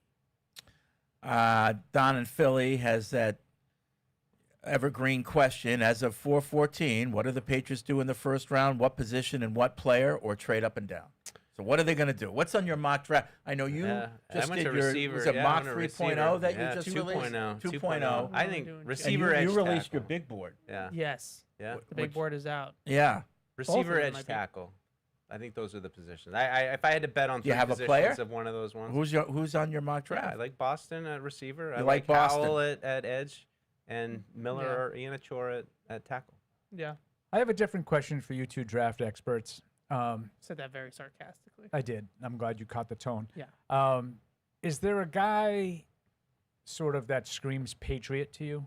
Sometimes there's like one of those guys that I don't know when in day 3, but they're going to pick this guy. He played lacrosse. Back in the old would have days, been be something like It that. would A have been the Navy guy. Kid. or Yeah, it would have whatever. been the Navy kid. He's from Is Rutgers. there someone that just screams, well, that's a Vrabel guy. He's good. The Patriots are going to take him. Look in at the Ohio 5th round. State. I just think there's a number of edges that kind of play with, not the specific one where, maybe you get into the nuance, but I think there's a bunch of different edges that play with that kind of style that fits. Sorry not to answer your question. Kickers. Yeah, but that's a position. And off the ball linebacker, I think there's a lot of guys that are smaller and can run and, have that kind of field general style that, maybe could replace Robert Spillane. But I don't know. It's a good question. We joked about Heidenreich, the Navy kid. Bill would have drafted him in the second round. He would have been the one for sure. But that's kind of what I'm talking about. Something that we know, like Bill would be. Would I wish that we had toward. more of like a sample size of more than one draft. Because even as Mike is saying the thing about the edge rusher, I'm thinking like I look at Harold Landry and Caleb Von Chasen as very different. So even then, I'm like thinking to myself, well, there's a lot of guys like the way you said that. There's a lot of guys that I could see, like. I don't know which like style that is. Which one? More like Chasen or more like Landry? I think it's a good question, Paul. I think you look at the guys like Chasen that are obvious that you just, he can get off the ball and he's going to fly into the backfield. Harder to find that other side where maybe he's a little more stout, maybe, and that's where I think we get into the debate of size. Elliot was asked about that too. There's, the Zion Youngs of the world are bigger guys that could maybe, be a little bit more suited on the offense's right side maybe. Let me ask it's kind of the same question I asked earlier, but with a little bit more focus. If you just look at last year's playoff run and the Super Bowl game, what position would you want to upgrade just for those games that you saw? Offensive line. Pass protection, yeah. What position? Left tackle. Left tackle? I assume that Will Campbell was hurt, so I give him that caveat. But left guard, left tackle. Yeah, I think the left side of the offensive and he was line. sacked more than any player in history in the playoffs. So that's an easy way. But they already, So it's an easier answer than I thought. They already addressed one with Vera Tucker, and then you hope that Campbell's healthy. Yeah. And that and improves. Yeah. He plays like he did in the first 14 weeks of the season instead of when he came back. Right. To answer your question though about Vrabel guys on day 3, a couple guys that come to mind a little earlier. Akis to me is like the word that they use so consistently in the defense is violence. Like they want guys that just play with like a mean streak and a violence, and Gabe Akis from Illinois is that kind of guy. I like him. He is a violent dude. Like he just takes on blocks. He just blows people up in a great way on the field. In a great way. He's violent, but in a good way. The other guy that on the offensive line, Travis Burke from Memphis, just another one that just he wants to finish you into the ground, and then when you're on the ground, he's going to finish you again. Was that the Felger and Maz guy yesterday with Barthy? I don't know. There was a Memphis. I'm pretty sure there was a Memphis tackle. He's nasty. There's not two of them, are there? I don't think so. He's like 6'8". I'm sure they had two, Paul. 6'8", 6'9", 320, 325, and just wants to ruin somebody's day. That guy to me feels like, they wanted to get bigger, they wanted to get tougher, they wanted to get more physical on offense. That's why you get a fullback and you get a guard and you get a blocking tight end in free agency. I might stick with Akis only because I did like him. That's one of the guys Mike assigns me some players to watch. He is a mean SOB. in a great way. Yeah. Sometimes Mike, he gives me assignments. Check this guy out. Yeah. Check this guy out. Let me know what you think. Mike in, like him. Mike in Florida writes in, I have not heard anyone make much of an argument for a lineman in the first or second round. Really? Don't know about I think we want to beef up the line as much as possible to protect Drake moving forward, given age and injuries, and given what happened in the playoffs. Defense was less the issue. So, I mean, I can make an argument easily for. We just did for an hour and 15 minutes. Also, does Paul really drive a car with 280,000 miles? 290. I don't think I've ever met anyone that went higher than 150. My last car was over 190. This is my second car that I've gotten over 200 on. Yeah. I'm at 140. Second straight. Yeah. My first car was over 200. Yeah, My very that first happens car. all the time. Evan, Paul's like Kramer on where he's on the running out of gas. Running out of gas. Can we just keep going? He's gonna milk this for as long as he can Evan go. was rocking the R on his car like you, Paul. A little tribute to the Perillo with the recall. I don't want to name the businesses or anything because I don't want to blow up anybody's spot. I had a very bad experience with an inspection, a mechanic with an inspection, and itchy trigger finger. The guy claimed that my front tires, the treads, didn't pass inspection. Oh God! And was he right? So doesn't matter if he's right or wrong. Well, you do the penny thing. It's like here's the thing. Here's the thing. If we're gonna do this, we'll do it. Here's the thing. So I'm standing outside the garage for 20, 25 minutes as he's doing the inspection. He then says, "Yeah, it's all finished." So I come into the garage to where his cash register is or whatever to pay. I hand him my money. He takes my money, says it's finished, then tells me that it failed. And so at this point, I said, the car's it's a 2023. It's on a lease. It's got 45,000 miles on it. So I'm like, that's ridiculous. What do you mean that he failed? No, that he failed you. Yeah, that's ridiculous. I was like, what do you mean it didn't pass? Like, what do you mean it failed? And he's like, yeah, like you need new tires. And I was like, okay. I was standing out here the whole time. Why didn't you come out to me and say, hey, sorry, like I can't pass it. Go down the street, get some new tires, come back. We'll get you an inspection sticker. Instead, he puts the red R on the car. Which many people have done for me, by the way, right. over the years. Which means that you have what, a week to get it fixed? Well, or you have 60 days to get a new sticker. 4 years. Yeah. But by the letter of the law, it is illegal to drive the car with the red R. Oh, really? I thought you had a certain amount of time to get it done. By the letter of the law, it's illegal to drive the car with the red R. And I live in the city. I don't have a red R. And so there's a lot of cops, there's a lot of meter maids, there's a lot of people that, can cite the car. So I had to do it, and, quickly, I had to get it done because I need to be able to drive the car. It's our only car. But me and that guy, I was livid. Oh. I'm 100% on his side. side. So what is really angry Evan like? Oh, I was mad. He didn't even watch film that Did you night. use cuss words? No, but I mean, I had to walk away because I was real mad.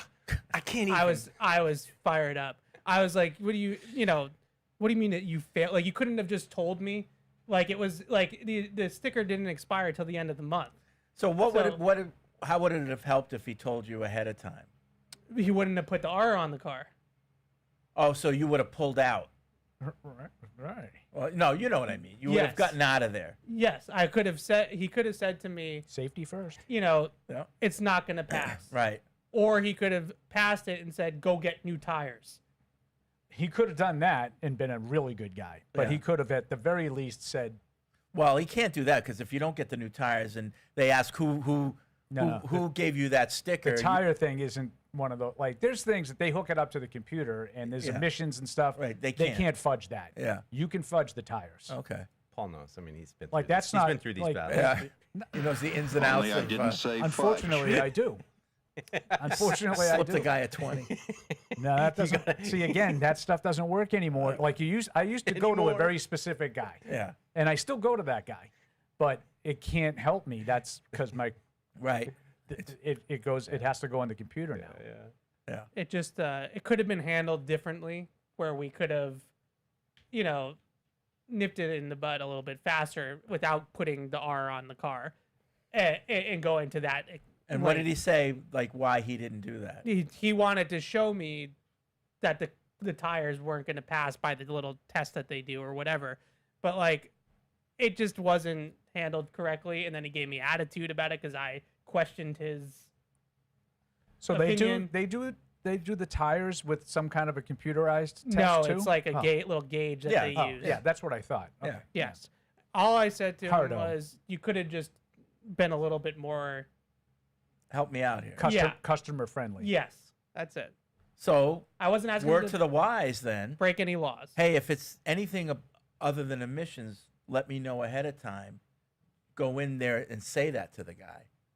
And then the other thing that he said to me, which really was the kicker, which really put me over the edge, He doesn't like Chris Brazel. was that I needed windshield wiper fluid.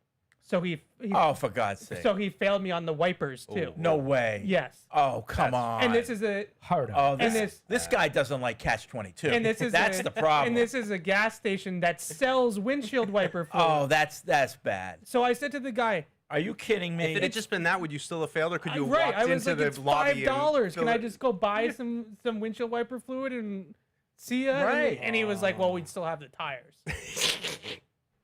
That's a guy who's Yeah. not in customer Don't service. go back there. Oh no! You And gotta so go right here. These guys are great. The funniest part was I called my father because I was mad. So I called my dad and I was like, how much bullshit is this? And he's like, well, you know, technically you can go back to the same place and they won't charge you because you already paid. That is true. For them to, but I was not welcome back at that place. So I was like, Dad, I'm gonna have to go someplace else. I don't think I can go back to the same place. Like I've gone to places, Fred, and they like, I pull it in, and they look and they're like, I'm not going to hook it up because you're not going to pass. You got to do like seriously. They just hear it. It's like Fred Sanford driving up in And his this is little so truck. like Yeah. That's but I'm just giving you an example of you don't have to be this like narc and you know. Yeah. Help me out here. You can be. We've all been in the same You can be boat. in the customer service business. Yeah. Especially when he hands me the slip where it says pass, you know, like the inspection form, and it's just the tires that failed. So like all I needed to do was get new tires. Not, no offense, Paul, a situation where there's 10 things to do with that are wrong with the car. Only one. It was Only literally one. It was New engine. two front tires. Catalytic converter. And like in Everett, as you know, there's mechanic body shops, tire places, on 16? all the way down the line. Like there's one that I could throw a football and hit a Town Fair tire. You know, like they're all up and down. So it would have taken me a couple of hours to go get new tires and come back and get. Nobody stickers. beats Town Fair Tire. Nobody. I'm still Except for Sullivan tires. We fixed Sullivan it and I'm Tires still beats fired it. up about Do it. they? Yeah. They're sponsored, Paul. Are we at Sullivan? Yeah, we're Sullivan Tire. Well, sorry, Sullivan Tire. Yeah. Not Town Fair. Bridgestone and Sullivan. In all seriousness, I use Sullivan Tire. Yeah, I do. There's one Because down the there's street one right from me. down the street from me. Yep. That's why. That's me too. Yep. They helped me out during the Super Bowl. Did you know that? I was trading in my car. I had already planned to do this, but I had to wait until I got back from the Super Bowl. Meanwhile, the night before, I'm planning to go to Santa Clara. You know that median that they built in the middle of the ring road? Yeah. They put that, and I go, somebody's going to hit that. Well, that somebody was me, because I'm dummy. I'm on my phone, and all of a sudden, there's the median, and went right up on the curb. And, you know, I didn't Popped the see any tire. damage, but I heard woo, woo, woo. So I made it back to the Cape. I'm like, I got to get this fixed before I get back because I'm trading the car in. So I took it to Sullivan, and I said, "There's no rush. I won't be back for 10 days." They took care of me. Is anything major? What, did you just knock the alignment off or something? No, it was there was something that broke underneath. Did it pass inspection though? Well, I didn't need one, but You know. they took care of me at Sullivan Tire. Thank you to the guys at Sullivan Tire down at Sandwich, Mass. There you go. It's a complimentary sniff for you. Yeah. I wonder if. But meanwhile, it cost me another $800 to get rid of the car. I know. How much money do you think I just dropped on the new Those set of front tires? Yeah. I know. It's Yep. terrible. Brutal. Let's see. James Pettigrew, the most interesting Patriots fan in the world, writes in, I seem to remember us always praising Bill for drafting a year too early against the position. How do we get back to that attitude situation? Was it Bill stacking drafts or just another example of Tom covering Bill's risks? Both. Yeah. but I agree. But we had a good roster. Yeah, So you had a yeah. Super Bowl caliber roster, which I think that they're working towards. I don't think they have a lot of huge needs right now. They have some, but I think they're working to that. That's why when Mike brought up the whole possibility of McDonald, right, the Ohio State defensive tackle, I don't hate that. I mean, that wouldn't be my first choice. It probably wouldn't be my top 3 or 4 choices. But if you are in a position where you think that is just too much value to pass up, I don't think that that's a bad way to go about doing things. I just feel like you do have some needs to fill. Those teams that Bill was best at when he was drafting guys a year early, those were perennial Super Bowl teams. And if they didn't go to the Super Bowl, they were going to the AFC Championship. And maybe this team will be that. They'll go right back to the AFC Championship again this year. But, I wouldn't be surprised if they're not at that level yet. Mike, you need a correction in your top 10 board. You have A.J. Halsey as going to Houston. He went to LSU. Oh. He's from Houston. He went to LSU, though. You. So he said maybe your editor should look it over before you put. I was the editor, so how would I know? I mean, why are we even doing it? What are we doing? I do think that the difference in length, like Deuce, like is I feel so like much, I was the line. Deuce is so much better at here's like the 2 sentences of what you need to know, and me it's like it's 6,000 words. It's funny. I often tease you, mostly to your face, but sometimes when you're not around, and that is one of the things. So Evan's mentality with all of this stuff is, I'm going to tell you absolutely everything I know about absolutely every single player that I know. Correct. And that's how you get that. That was only 50. Like I could have done that for 150 guys. I cut it off at 50. There's your draft, Fred. Yeah. The Swan, Pittsburgh Stallworth, draft. Lambert, and Mike Webster. Webster. I had to look back though at some of these Pittsburgh drafts after you brought up Fred. I heard the Gatorade guy. Sorry if this triggers you, boy. but I mean, starting in '69, Joe Green, first pick, Hall of Famer for them. Overrated, according to Evan. 1970, they get Bradshaw, Hall of Famer, and Mel Blount, first and third round. So 2 Hall of Famers the next year. Next year, they Jack Ham second, and then 72, Franco Harris. I mean, they're just drafting Hall of Famers every single year there. From basically, except for 73, from 69 to 74, you had 6 years where you're getting Hall of Famers. Wow. There's also like 20 draft picks per class. Well, that's what because there happens was no when free all of your agents players anymore. get inducted into the Hall of Fame. I was like, I mean, like Hall of Fame is a loose term in this case. But that 74 is crazy. I mean, Lynn Swann, Hall of Fame, Jack Lambert, John Stallworth, Jimmy Allen. Lynn didn't Swann make it. might be the guy that deserves it the least out of all the guys that we brought up over this Hall of Fame. Tim in California. Would you rather draft Gabe Jackas or Chris Brazzell at 31? Jackas. Brazzell. Draft a tight end or a linebacker at 63? Tight end. Tight end or a linebacker Tight at end, 63 yeah. tight end. That was the other thing that Elliot said that I was happy about. The day 3 linebacker. Yeah. Like enough of no higher. Double dip at edge or tight end? Edge. I don't think they need to double dip. No, at I tight think. end. I mean, they gave Julian Edge. Hill 3 years. I think Yeah. they got him in a row. for a Deal while. with Massachusetts inspections or California emissions tests? Oh, I've dealt with both of those actually. Me too. That's a tough one. And I've had similar impossible situations. So California has stricter emissions. You got to get like an emission, like they plug like a thing into your Yeah. car. Well, they do that and, here. you That's know, why do that's they? how I feel. I don't know what the now, standards are. Yeah, now they do that here now, Yeah. but they did that in California when we were living Yep. like Yep. years ago. Now Massachusetts caught up. I do wonder if maybe part of it is I think they are getting stricter about the inspections. I guess they have cameras now Yep. in the body shops, and there's an inspector that comes by and watches tape of all of your inspections. That is true. That's why it's harder to fudge it. It's It's harder career to get for a you, guy. watching some Yeah. tape. I mean, it's not football. So but, if they you know. if you bend the rules, like let's say on the 2 Yeah. front tires, Yeah. then they could take the license away for you to be an inspection station. So that I think it is a little bit stricter Yeah. now than it was. I mean, I had a guy once who was like, "Hey, take it for a run, real quick," like, and because I guess if you go on the highway and open it up a little bit, it's more likely to pass emissions. Because I think I was kind of on the edge, so Yeah. guys hooking you up. I failed one because of tires one time. We had to do that. I had another one where it was just a light out, but it was so satisfying to like go to a CarMax, buy a little light bulb, pop the rear light out, change it. You know, it's not that hard, and they put it back in. I felt kind of proud of myself. You know, felt like There you go. Felt I like, couldn't you know, do that. Really Yeah. I know. Some of these things you can't just pop it out. No, I mean, couldn't nowadays. You take a screw out, a couple screws, put it back. You could change a light. I changed some rear lights. I wouldn't know how to even get the thing off. Well, if you start by you hit the button, your recliner lifts you off your seat. That's true. You go. That is So true. Fred, dinner's ready. Hold on. You're right there, Fred.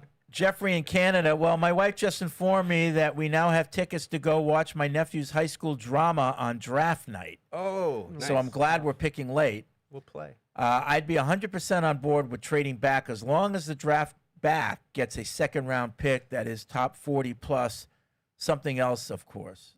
Okay. So you don't want to go more than 10 spots back. I would agree with that. Yeah. My question is, how many seasons like last year would Drake May have to qualify for a red jacket for the Patriots Hall of Fame? Also, I split my votes between Gronk and Adams. Sorry, Fred, that's the best I could do. How many seasons like last year would he need to have? Like 5 MVP runner-up type seasons? Would that be? I mean, based on the way it's going now, he's probably already in over Welker. Over Welker. And Mankins. I think if you're a quarterback who doesn't win a Super Bowl for your team, you have to prolific retire stats as kind of that thing. Yeah. on the team. Yeah, I mean, in all seriousness, if he's the starter for 10 years, But doesn't win a Super Bowl. but doesn't win a Super Bowl, like Drew. Yeah, exactly. Like I think that's Then he gets probably in. Hall of Then Fame he worthy gets in. because if he continues to be the starter, he didn't fall apart. Right. You know, Yeah. he had comparable seasons to this. I was kind of thinking along this line, Fred, when you brought up the thing of like, what would your expectations be if they had gone like 9-8? And I was, well, then Drake probably didn't have an MVP type season, and I think I would be in a much different place of feeling. Or let me rephrase that. I don't know how sure I am of what Drake is yet, but I have like at least some confidence now that I didn't have last year that like he can play at a really, really high level. But I don't think if we saw that last year, we'd be coming into the season still being like, you know, they were 500 team, you know, like maybe it was positive and you felt good, but I feel a little bit better about what his ceiling might be after last season than, you know, if they had been up and down and he hadn't been that good. But I got to see him get back to that level, you know. I feel like I feel better about his floor Yeah. because like now I feel like I know that they have a quarterback. I would agree. Is he going to play well enough to carry them to a Super Bowl? Well, he didn't the first chance he had at it, but that was his first chance. Yeah. You know, now I feel like for the next 5 to 10 years, I feel like they're not going to have to worry about quarterback. Yeah, I mean, one thing I am sure about is his athletic ability. The floor. I like have no that. doubt about Yeah. that. No, it's The only interesting, question right. still is his mental processing. Yeah. You know, like, can he get better in that Seattle game? Yeah. You know, 2 years from now, same situation, does he handle it better? Yeah, That's it. No, that's that's it. a great. I mean, just generally those situations where you know, does he get to a point where he has such confidence in what he's doing that he can be calm, cool, collected within those moments, you know, and able to run the offense in a way that can exploit what the defense is doing, rather than you know getting caught up and seems like maybe rushing. Angel in El Paso writes in, 12-year listener, he says, walk all day for United States Post Office so you guys make All 2 right. hours go by fast. Get that mail done. Is that all day in the U.S. Post Office? It's 2 hours? Well, no. He listens to the show for 2 hours. I'm sorry. That's what I get for being smart. I'm in the A.J. Brown boat and really think that that's a key piece for the Patriots offense to take a step forward. My question is it against the rules for the Patriots and Eagles to just announce that A.J. Brown will be traded in June and they have an agreement already in place? Yes. That's what everyone says. I still don't really understand why. You can't designate a trade a post June 1. Oh, no. I know that.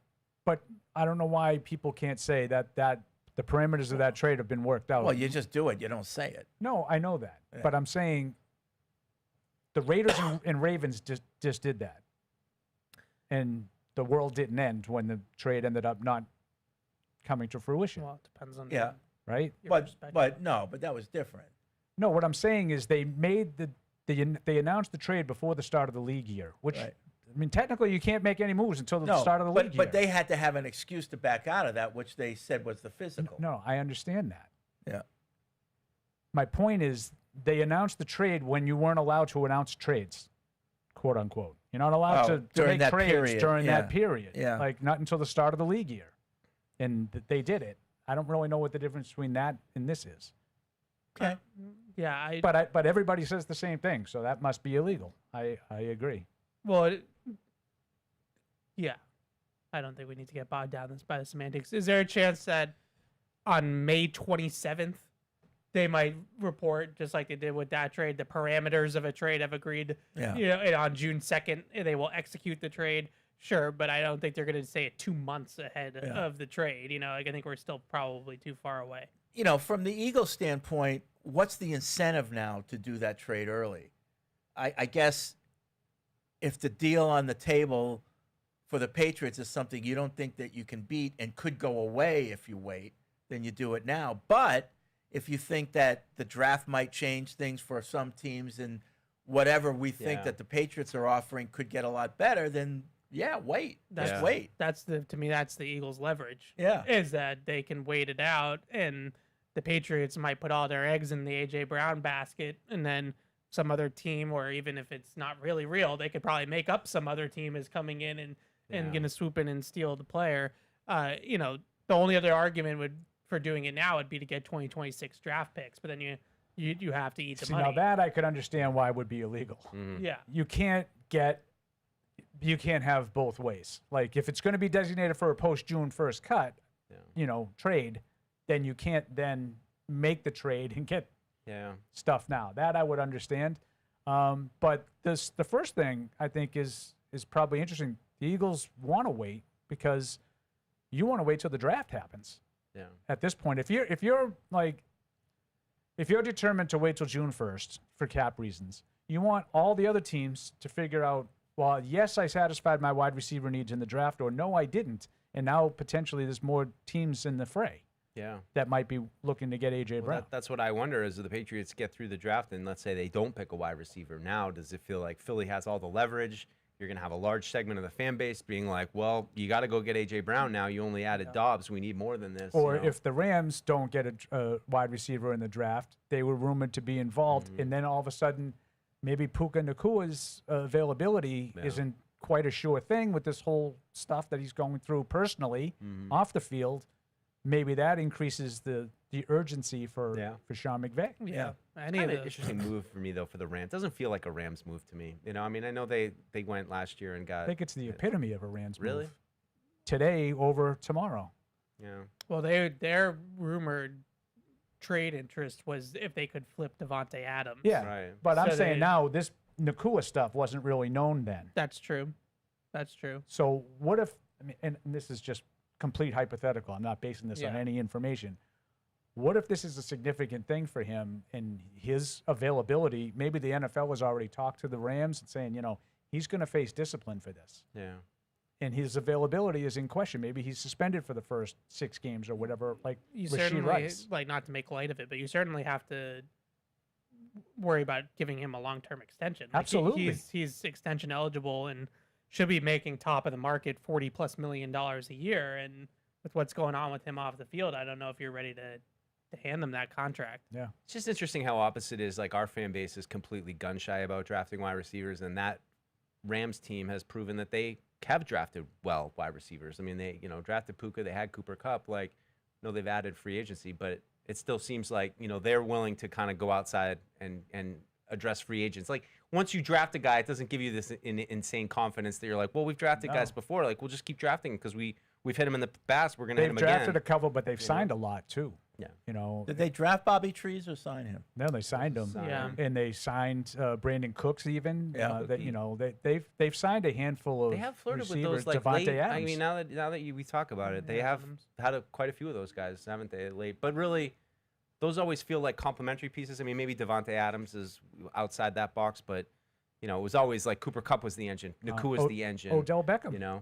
In their Super Bowl run, they made the deal for Beckham. I think they feel like they have a lot of system wide receivers that work well within the system, like Kupp and Nakua. And then, Adams, I feel like, was added because they needed one guy that, especially when they face Seattle, that could win a one-on-one. Like at some point, it just becomes my guy against your guy on the outside, and they felt like they needed that one guy that seems to be Seattle's like one little kryptonite, is if you have like a real true X that can go and win on his own, then you can have a guy like that. But the Rams, I mean, A.J. Brown's a little bit younger than Adams, right? By like maybe a couple of years. It feels I like. think So I so. guess maybe Yeah. you'd be getting younger there technically. I don't know. It seems like a lateral move though, in terms of talent Oh yeah, from one player. I to the think other. that you're right. Their initial interest in him, I think, was predicated on Adams getting moved. Yeah, Yeah. Adams is 33. Yeah, so he's younger. I mean, AJ Brown feels like he's 33. Let's- but he's not. I know. Let's go to the hotline. Sean's in Vancouver. Oh, I hit the wrong button. Sorry about that. That's because of the reports. Huh? The knees. Yeah. Sorry about that. Let's see. Sam writes in, finally watched Goodfellas. Sam in North Carolina. I heard you guys talk Finally. about it Goodfellas. a few times, and man, it was awesome. My question, though, is for Evan. He compared somebody to Tommy. Who was that again? Tommy. Did you compare somebody to Tommy in Goodfellas? Yes, Deuce being on the Hall of Fame committee. Like this is Oh, a great thing yeah, that we're all getting all whacked. experiencing. But Yeah. he didn't But get he didn't whacked. get whacked. I didn't So get whacked. we're I'm good. still here. That was the context, Yes. right? One of our guys made it. We all celebrate. Okay. Yeah. And he got whacked. Tim in That's like, I don't know California what has time another it Would You Rather game. Would you rather? Would you rather see Evan and Barth go to the Notre Dame, Wisconsin game at Lambeau Field on September 6th? Very Or to specific. the Iron Bowl, Alabama versus Auburn on November 28th in Alabama. Oh, Iron Bowl. Iron Bowl. Iron I Bowl. think Iron Bowl. I don't know why we're what the context of this is, but I think we want Iron Bowl. I have no desire to go see 10-7. I'm going to the SEC. That's a good point. That's a good point. Would you rather see the national championship game or go to the Rose Bowl? I've been to the Rose Yeah, I've been to Bowl. the Rose Bowl. I could see a national championship game. That'd be cool. Couple of humble brags right there, no? Yeah. Been there. I mean, if you live out there, you're not Wait a going to minute. not go to the Rose Bowl. I'm talking about the game itself. I'm not saying the building. I've been to the building. Oh, But I've the been to the Rose Bowl. Did you watch the Rose Bowl? Yes, Yeah, I've been yeah, to the yeah. Rose Okay. Bowl. Oh, I haven't too. been to the Rose Bowl. USC, Penn State. But I've been to the Rose Bowl. Well, that was a good game. Yeah, really good. Sam Darnold, Saquon. I think I'd rather see Was the that like a national 52 to championship. 49? Yeah, and it was Yeah. like there's like 100 I mean, NFL players on the Still field. trapped. I mean, the Rose Bowl 20 years ago was a lot Historical. better than it is now. Did you ever go to the Rose Bowl parade on like No. New Year's? Come on, that's not for me. People are But USC Penn Pageantry State for him? was one of the best football games I've ever been to. Yeah. And it was Sam Darnold's USC Trojans against Saquon Saquon. Barkley's Oh, wow. Penn State Nittany Lions. And there was probably like 20 NFL players on the field. Mm-hmm. And it was a shootout. And Darnold was, I thought for sure Darnold was going to, That's when I fell in love with Donald. win a Super Bowl. You know, like I thought for sure Darnold was And you going to were be right. what he is now. He did win a Super Bowl. Yeah, I was about to say good, and then I was like, oh crap, he is good. Narrator. Right. In the final, would you rather see Paul get a new car or a new chair? Oh, definitely a new car. Car. Unless it's one of those clients that pick you I up. just need about 100 grand. 100 grand would probably solve all of my That's issues. what you think, but then I taxes. say that all the time, Paul. Like it's not like $1 million. No. It's not like 100 grand. Just get over the hump. Then that would get me from here to wouldn't? there, and I'd be all set. Nick in New York City. Who wouldn't, Paul? I'm with you. Nick in New York City, how do you think the change in defensive coordinator will change how they draft defense? They seem to blitz a lot more in the playoffs. Was that out of pure necessity? Or will that be a stylistic shift? Well, it was the same coordinator really all season, right? Yeah. No, I just think in a perfect world, you want to get pressure with four. You want to have an edge rusher that can complement those guys inside. And I think they did have to get a little bit creative down the stretch to try to generate some of that pressure. I know there's a lot of numbers going around about how they, fell off. How much of that was Landry? How much was it just, wear and tear of the season? But I think everybody that covers this team thinks they need to get better at that spot. Yeah. I also wonder how much was it opponent driven in the playoffs when you're facing a really bad Chargers offensive line, a turnover prone quarterback in Stroud, and then a backup quarterback in Stidham. Yeah. And just like heating them up was just the best strategy. Yeah, yeah. I wonder how much of it was that too. It is funny with that defense, though. There were a couple of times where it's like even Seattle in the Super Bowl. I mean, here comes the zero blitz. You can tell like they're just Yeah, they don't do like the Belichick disguise stuff in that sense. They do it differently. Like they do zone disguises and post snap rotations, especially early downs. But when they will blitz, man, like they're coming, and you can see it. You see Darnold. Yeah. I mean, Darnold still. I mean, I don't know how he was against those, but there was at least one I think in the red zone that he, just couldn't get it off in time. Yeah. Paul in Providence, at the end of one of the shows last week, there was a brief discussion about player development, and it immediately brought the offensive line to mind. Whether it be individual player development or cohesion as a unit, was there any development at all along the offensive line over the course of last season? After the Super Bowl, every offensive lineman who ever suited up came to Will Campbell's defense, pointing out a myriad of technical shortcomings that resulted in what we saw. Should those technical shortcomings, most of which date back to his time in college, have been improved over the course of the season? There is talk the Patriots may draft another offensive lineman early based on his recent work in New Orleans, Alabama, and last season in New England. I'm not sure Marrone is the guy to develop young O-linemen. I would disagree that his issues were the same as the ones that he had in college.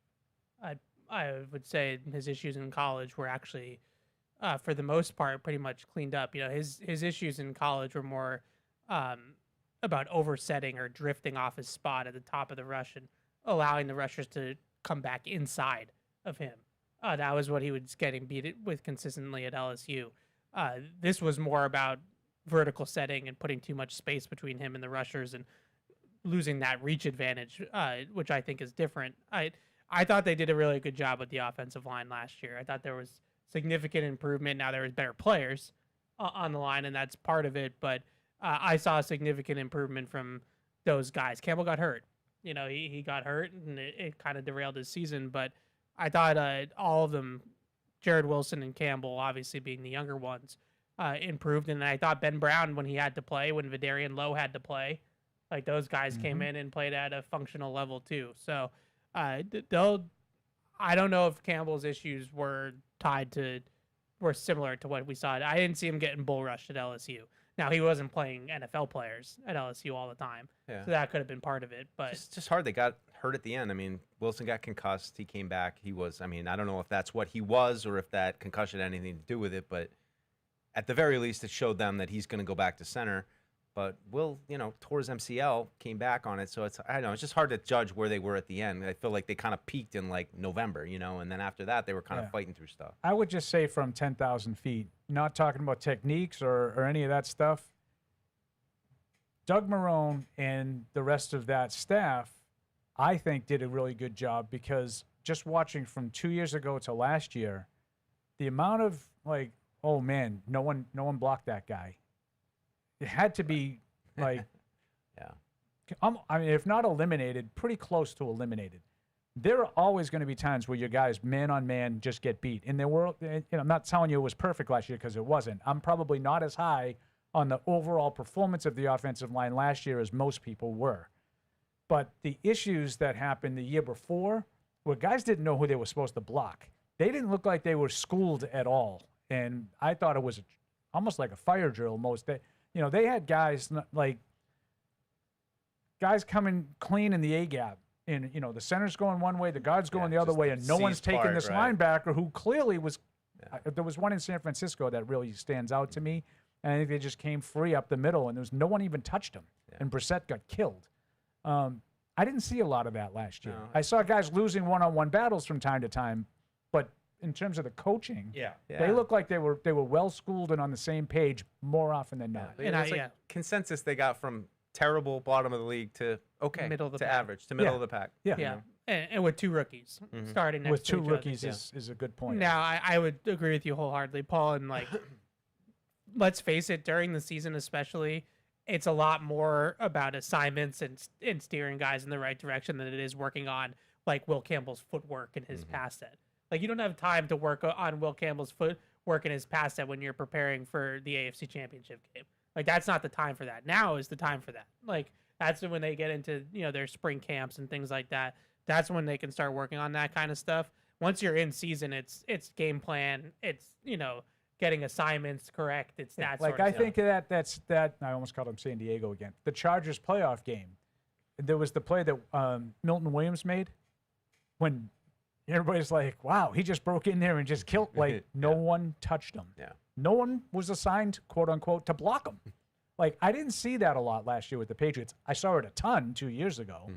So I do, like I said, I thought that they were pretty well schooled in what their assignments were. Now it's a different thing to execute properly, but I thought they were on the same page, and I agree with you guys. I think that's the bigger job for Doug Marrone, is to make sure you're prepared for the various personnel packages and blitz schemes and whatnot that the opponent's going to give you every week, and make sure that you're not getting Drake killed. Yeah, interested to see the guys all get back. What, Monday, April 20th is when all the players will be back. I mean, Vrabel talked so much, us at the Combine about players getting stronger.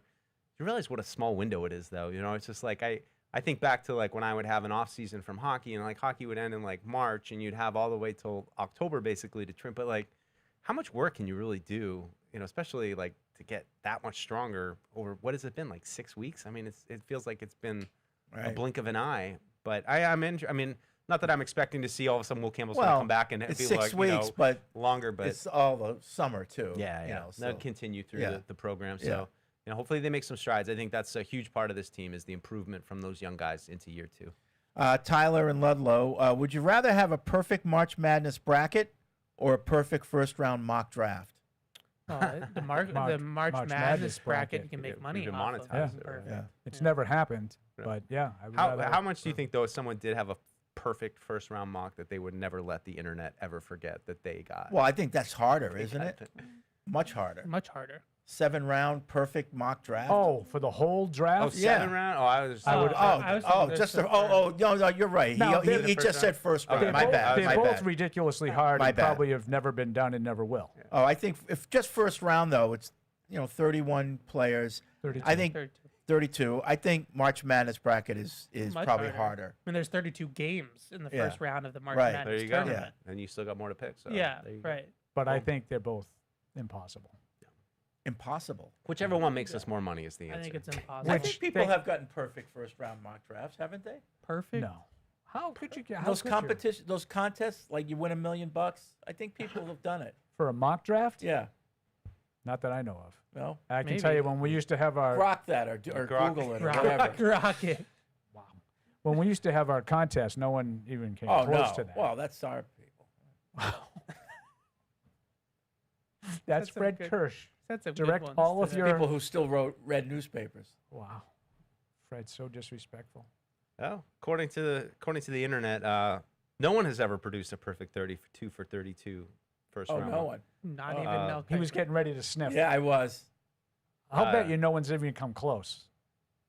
In 2000, Dr. Z of Sports Illustrated is often cited for the most accurate mock draft ever. Although he did not achieve a perfect draft, he has correctly predicted a number of picks, which Mel Kiper Jr. described as phenomenal. A number? What is that number? What's that? Well, 10? Yeah. Dr. Z, though, would call each general manager. So that's so would McDonough. But that's another thing to me. That's not a mock draft.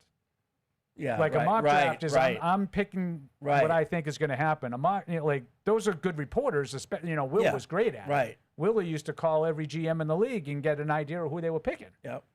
That's good reporting. Yep. But that's not a mock draft. Yep. It's not the same thing. But I know ESPN has run that March Madness thing for, I don't know, probably 20 years. Yeah. And no one's ever gotten it perfect. I mean, how could you? I'm not doing the math, but it's a lot of games. Generally, after the first, you got to figure out what are the 4 upsets that generally screw on the everybody first up. day it's over. Yeah. Now I think this year it wasn't over until Friday. I think they had a like tens of thousands of still perfect going into Friday, which is rare. Yep. Also, Tyler says he hasn't received his T-shirt yet. Tyler from Ludlow. So I'll send another one out today. No, you're busy dropping bombs down there. Oh yeah. Hype up. It is a bomb. You're right. It is bomb. It's a banger. It didn't bomb. It's a banger. Wait, now what is it? Is it To the Moon? Is that what To the Moon by QI, available everywhere. All right, I'm going to give you a little bit of feedback though. It's kind of hard to drop an album called To the Moon after that Artemis 2 thing because everything I'm googling about the moon is going to Artemis 2. Well, that would be around the moon. I was gonna say we didn't actually land on the moon. I'm just saying, it's a tough time to release a moon thing. Are they back yet? Oh yeah. What? I was on vacation last week. Oh, okay. That Splashdown is true. was, That is true. I don't read while the ago. news. No, that was the equivalent of they signed Cam Newton. Yeah. Are they back yet? Right. That was good. Are they back yet? The reason I was surprised, not that you wouldn't. It just because I like that kind of stuff. Correct. Yeah. No, I lost track of it after they got to the dark side. Oh yeah. Oh yeah.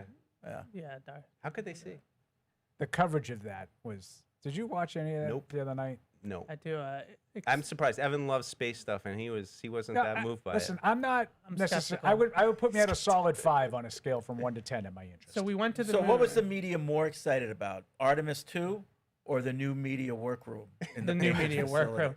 Yeah. I was told by one person that if the Patriots had the practice facility last year, they would have won the Super Bowl. And he was not being. Oh, really? He was being dead serious. Okay. That's how much the media loved The media workroom. the New Balance Athletics. Oh, they actually took We the have full 6 tour. minutes to get to the bottom of this one. I need to know who said that. Not on the air. But if someone was doing it, I mean, I Did they do understand it if like, they were doing if it they like. just had this thing. Was it not I kind was- of tone? If they were I'm doing it just tongue in telling you. cheek, I would say, okay, you don't have to. This was a dead serious. You should have to layered in you with should like an have to own ACL that. rehab or anything. New Balance Athletic Center is so good they would have beaten the Seahawks in the Super Bowl if that's where they prepared for the Super Bowl. I just like when we got in there and Taylor and Brian and they were all sitting on like the wing. Like what's that wing area? Like They call it the jury box. The jury Yeah. box. The jury And I'm, box. I'm like looking over at them like, what are you guys doing? And then as soon as we were getting ready to go, they got up and moved back with the regular people. But the jury box is interesting. I That's don't- just a work yeah, area. Just a work area. No, Yeah. just sitting off to the side, It's very observing. nice. But you know, I'm looking Calm forward. down. I'm going to go over tomorrow Yeah. and take the nickel tour. Get the hot tub. Yeah. They let you hop in. I'll be interested because I've been through it. Well, you designed it. The locker room is amazing. There's a lot of good, cool things in it. Yeah, I'm excited. But you know, Something tells me I'm not going to be as excited as whoever thinks that they would have won a game because of its presence. I know. But I'm telling looking. you- I'm looking all forward to right, seeing it. we got a few minutes left. Quick one, Rick in Riverside, Rhode Island. Which young players do you envision take a big leap this offseason? Do you see one of the following making that leap? He offers up Williams, Swinson, Farmer, Wallace, Durden, and Farms. Which of those guys will take a big leap? wait, I don't even know who some of them wait, are. can you name them again? Kyle Williams, Swinson, Farmer, Yeah.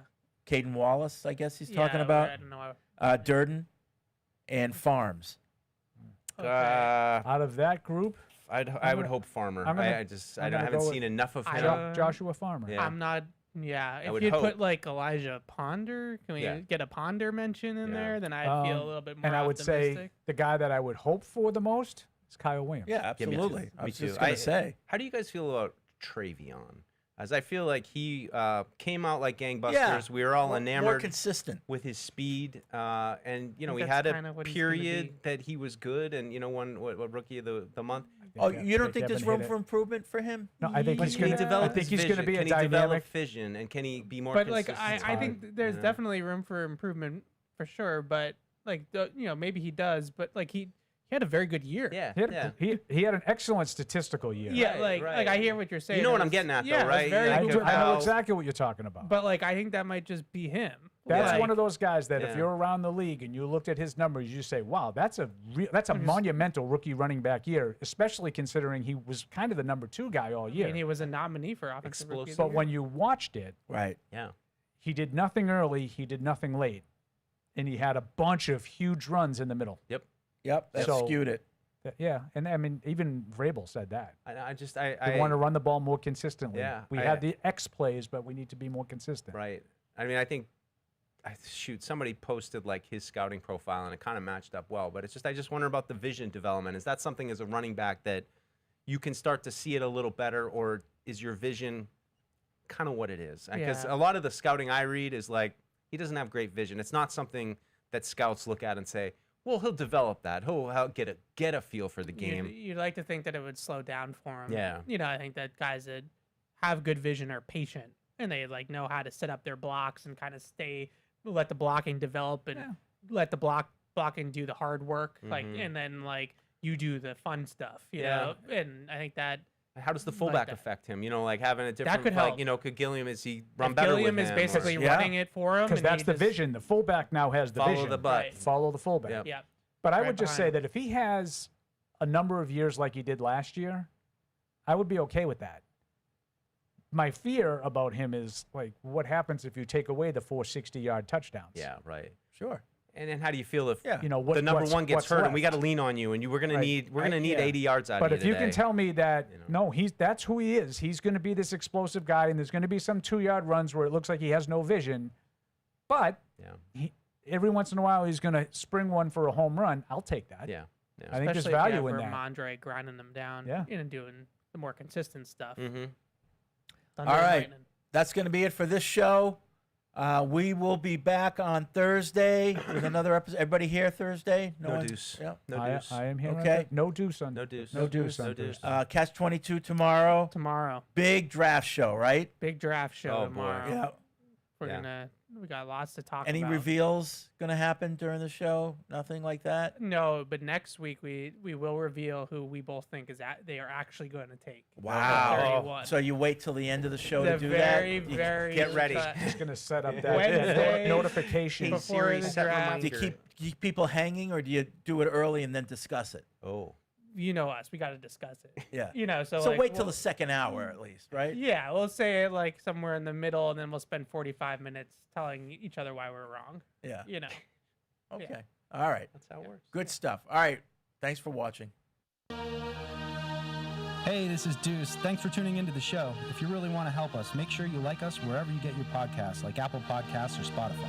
Also, make sure you follow us on the New England Patriots YouTube channel to see this show and everything else that we do here at the Patriots. Thanks a lot.